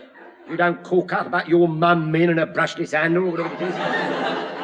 You ever tried to brush your hair with an handle? It don't work, you know. Neither does your mum, Min's son work. But he's going to. He's going to do a spot of deep-sea diving to recover a gallon of rum. My mum, Min's son is? Yeah. Oh, good. I thought I was going to have to do it. Look, that is you half-baked, overinflated great beach ball, you. Wow, so it is. Small world, innit? Yeah, very, but not small enough. You're still on it. Yeah, and I'm soon going to be under it by the sound of it. All right. Fortunately, we've got to go to Whittlesea Bay for this perishing carnival, and we'll be anchoring right over the spot where this relative of mine felt it was prudentical to drop this cask of rum overboard. When the customs bloke tried to nab him, you mean? Well, a few minutes before, actually, he spotted them coming. He wouldn't have been a blooming Pertwee if he hadn't. Well, we have our family honour like anybody else, Johnson. Warped, twisted, and misguided as it may be. Well, when we drop anchor in the bay, Chief Petty Officer Pertwee is going to help you, Johnson, into your diving suit. Oh, tar. Not at all. Then down you go. Down you go, Johnson. Down you go. For walkies on the bottom. You walk until you find my relative's gallon of rum. But I've never been in a diving suit before. Well, it's the first time for everything, my son. The handle had never come off your mum Min's brush before, had it? No. Well, there you are then. That proves it. Proves what? Your mum Min is as much heavy-handed, clumsy nit as you are. Now, get all that diving clobber together. Let's get aboard. It's almost sailing time now. Here, how about the air pump? Well, yeah. Bring that as well if you can manage it. It's up to you, you know. Now, come on, get the move on and we'll never get the ball. My mum, Min's son's getting the dead needle with you, I tell Come you. on!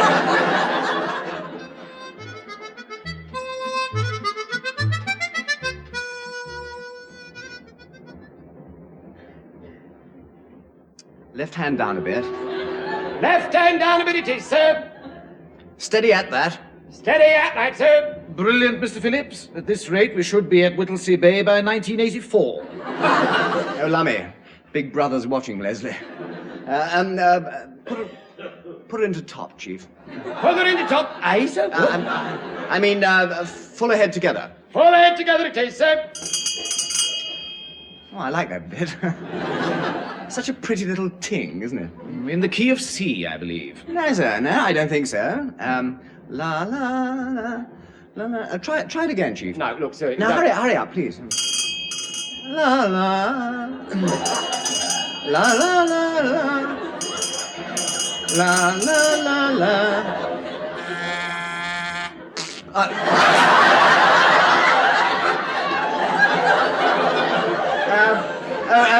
Bridge here. Sub-Lieutenant Lala Zizzing.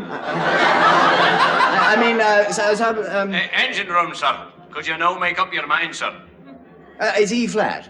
Oh, good. So far, we've had full again together, slow astern, slow ahead, full astern, and abandoned ship.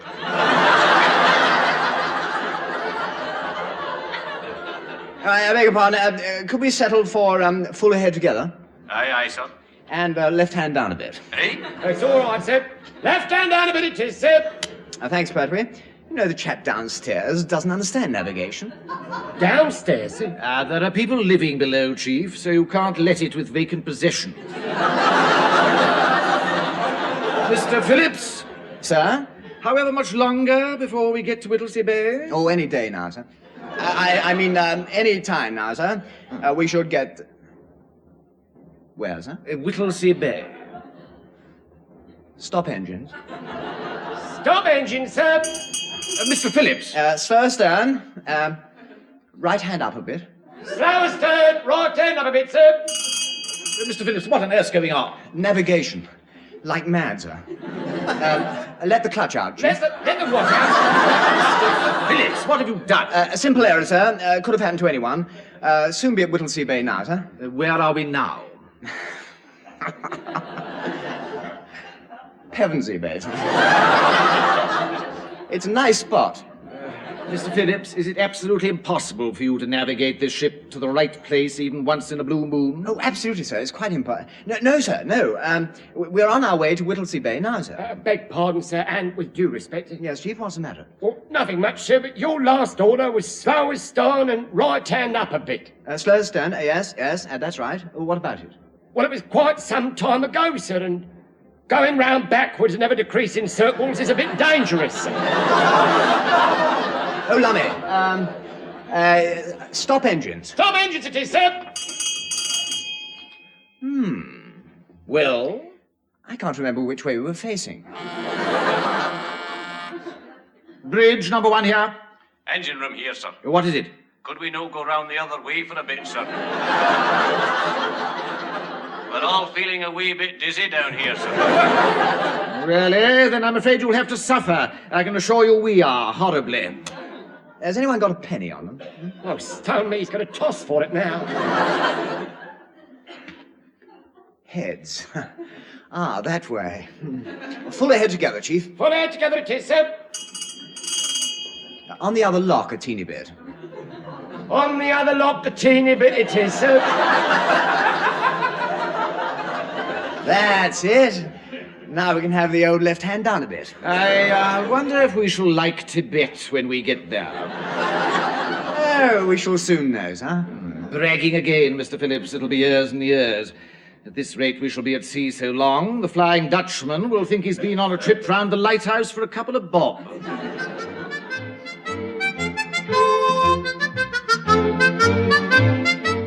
Are they? That's what beats me. Where the devil are they? Huh? Oh, I don't know about that, Povey.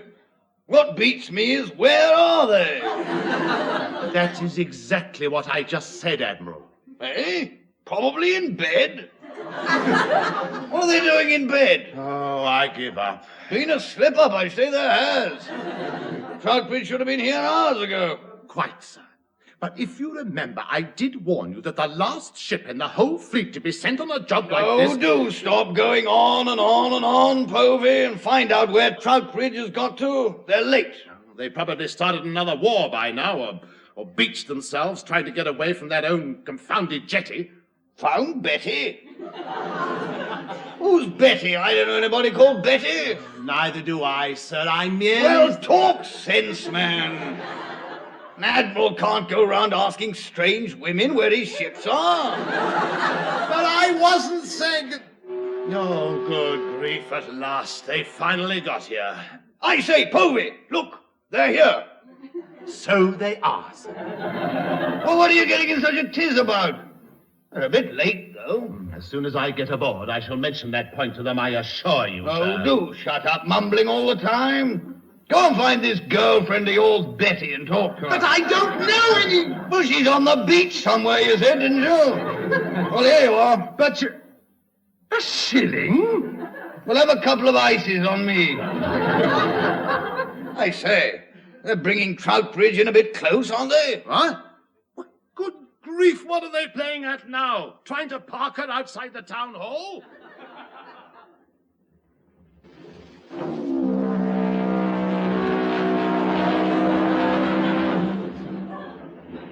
Left hand down a bit. Left hand down a bit it is, sir. Mr. Phillips, don't you think we're close enough inshore now? Just a bit more, sir.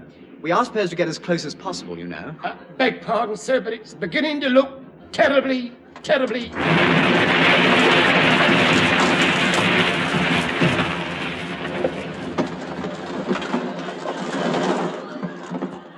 shallow, sir. Lummy, we're aground. We had noticed, Mr. Phillips. Jolly clumsy.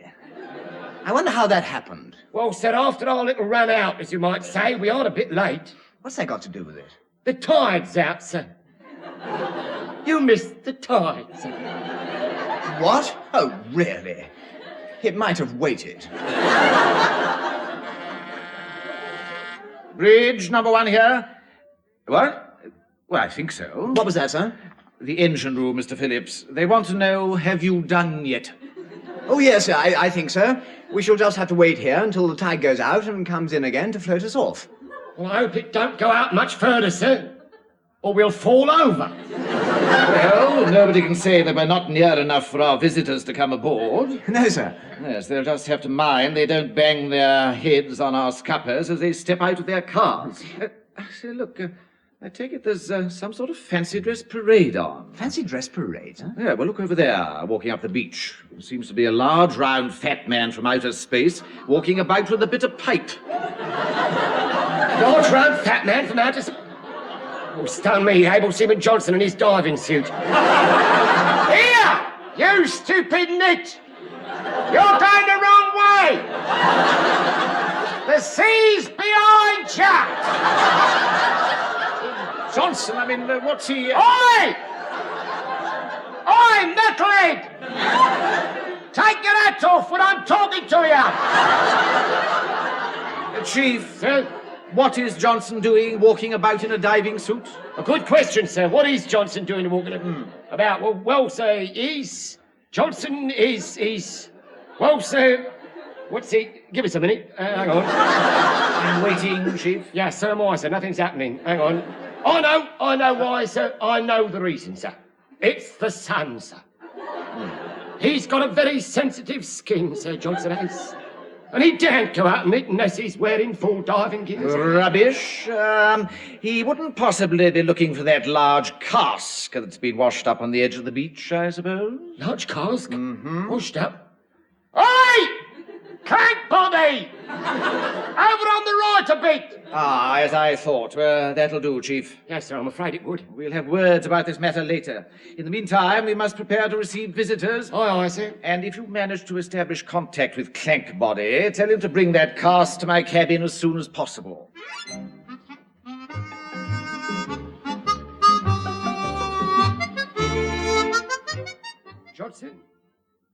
Johnson?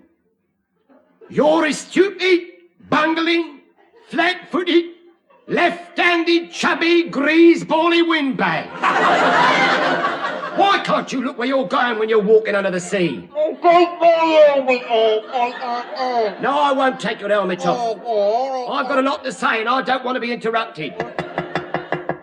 And stop tapping in your little window. I know you want to come out. What? Ah, all right. Oh.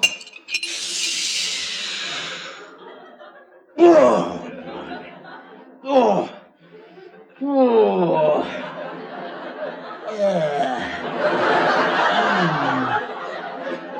Air. Don't make so much fuss, Johnson. Look, how was I to know I was standing in your airline?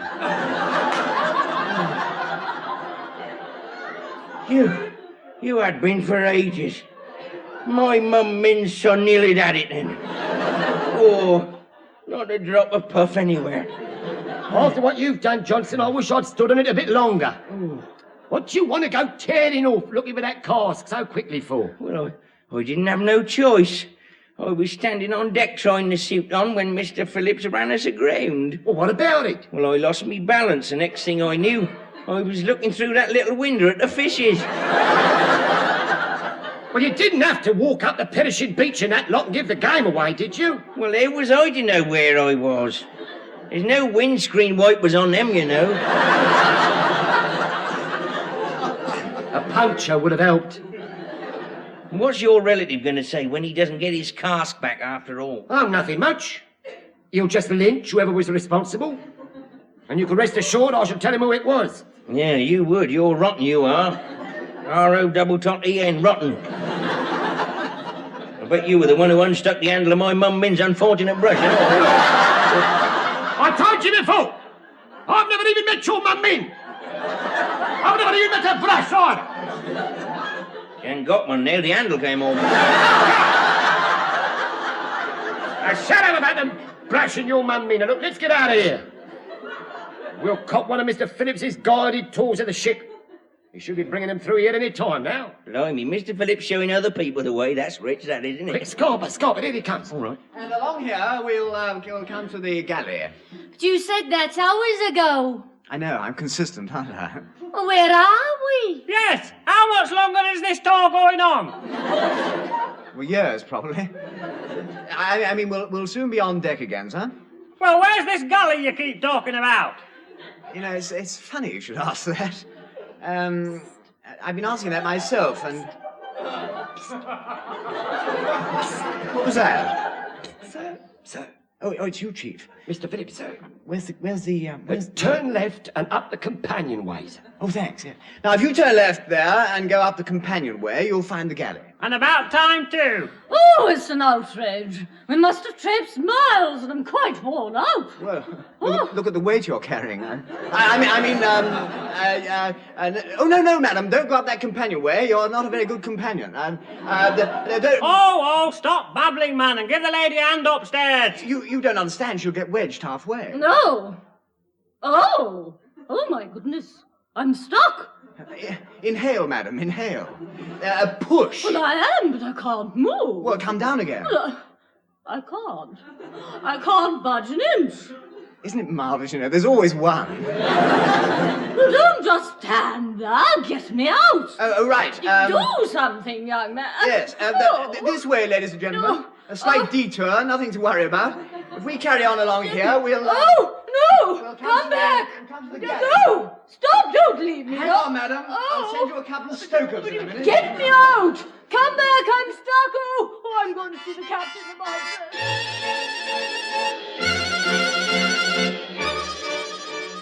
And I can only repeat that you're all most welcome aboard, gentlemen. I still want to know where the blazes you got to, and so does the Admiral. What's that? Oh, a gin, of course. Oh, well, please yourself, sir, but I have a cask of the most excellent rum here. And no tonic. Where's that other fellow gone? I'm here, Mr. Admiral. Oh, yes, there you are. Number one, this is the mayor of Whittlesea Bay. Heaven help him. How do you do, sir? How do you do? I'm having a most delightfully nice time. And where's Sub-Lieutenant Phillips? That's what I want to know. Yes, where's your confounded navigating officer hiding himself? I want a word with him. He'll turn up like the proverbial, I'm sure, sir. And when he does, I'm going to make him wish he'd never even seen a chart. Well, we're none too sure that he ever has. Capital bit of navigating, that. Couldn't have got her in any closer myself. That's true enough, sir. Couldn't have got her in any... But, Admiral, they're aground. The good show. I was telling the Admiral earlier, this is the only safe piece of beach to have done it on for absolutely miles either way.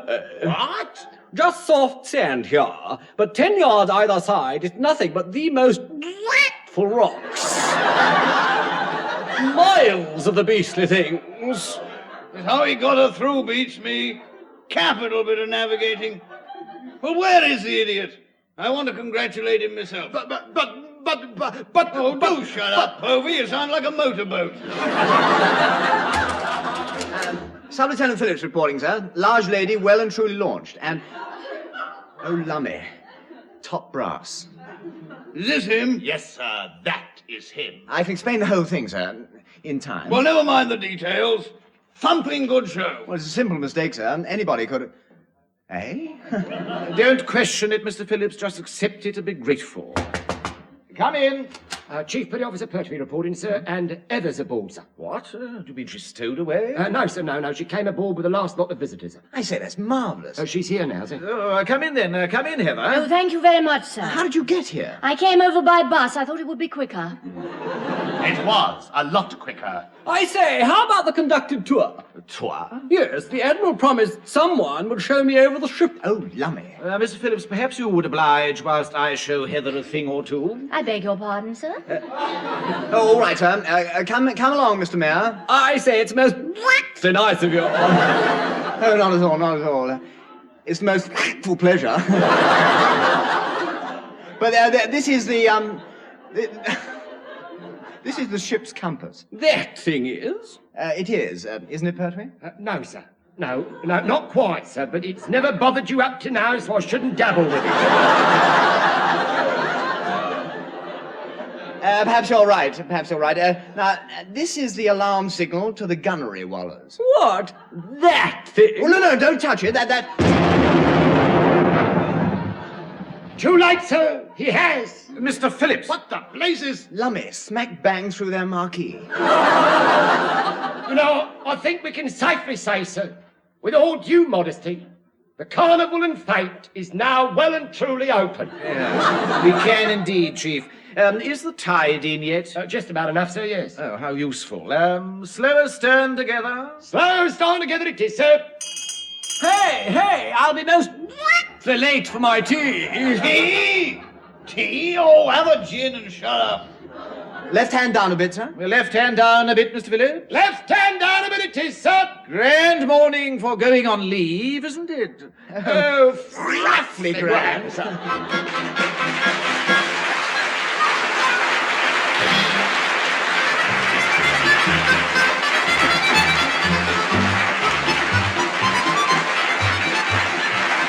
That was Dennis Price, John Pertwee and Leslie Phillips working their passage in The Navy Lark, written by Laurie Wyman.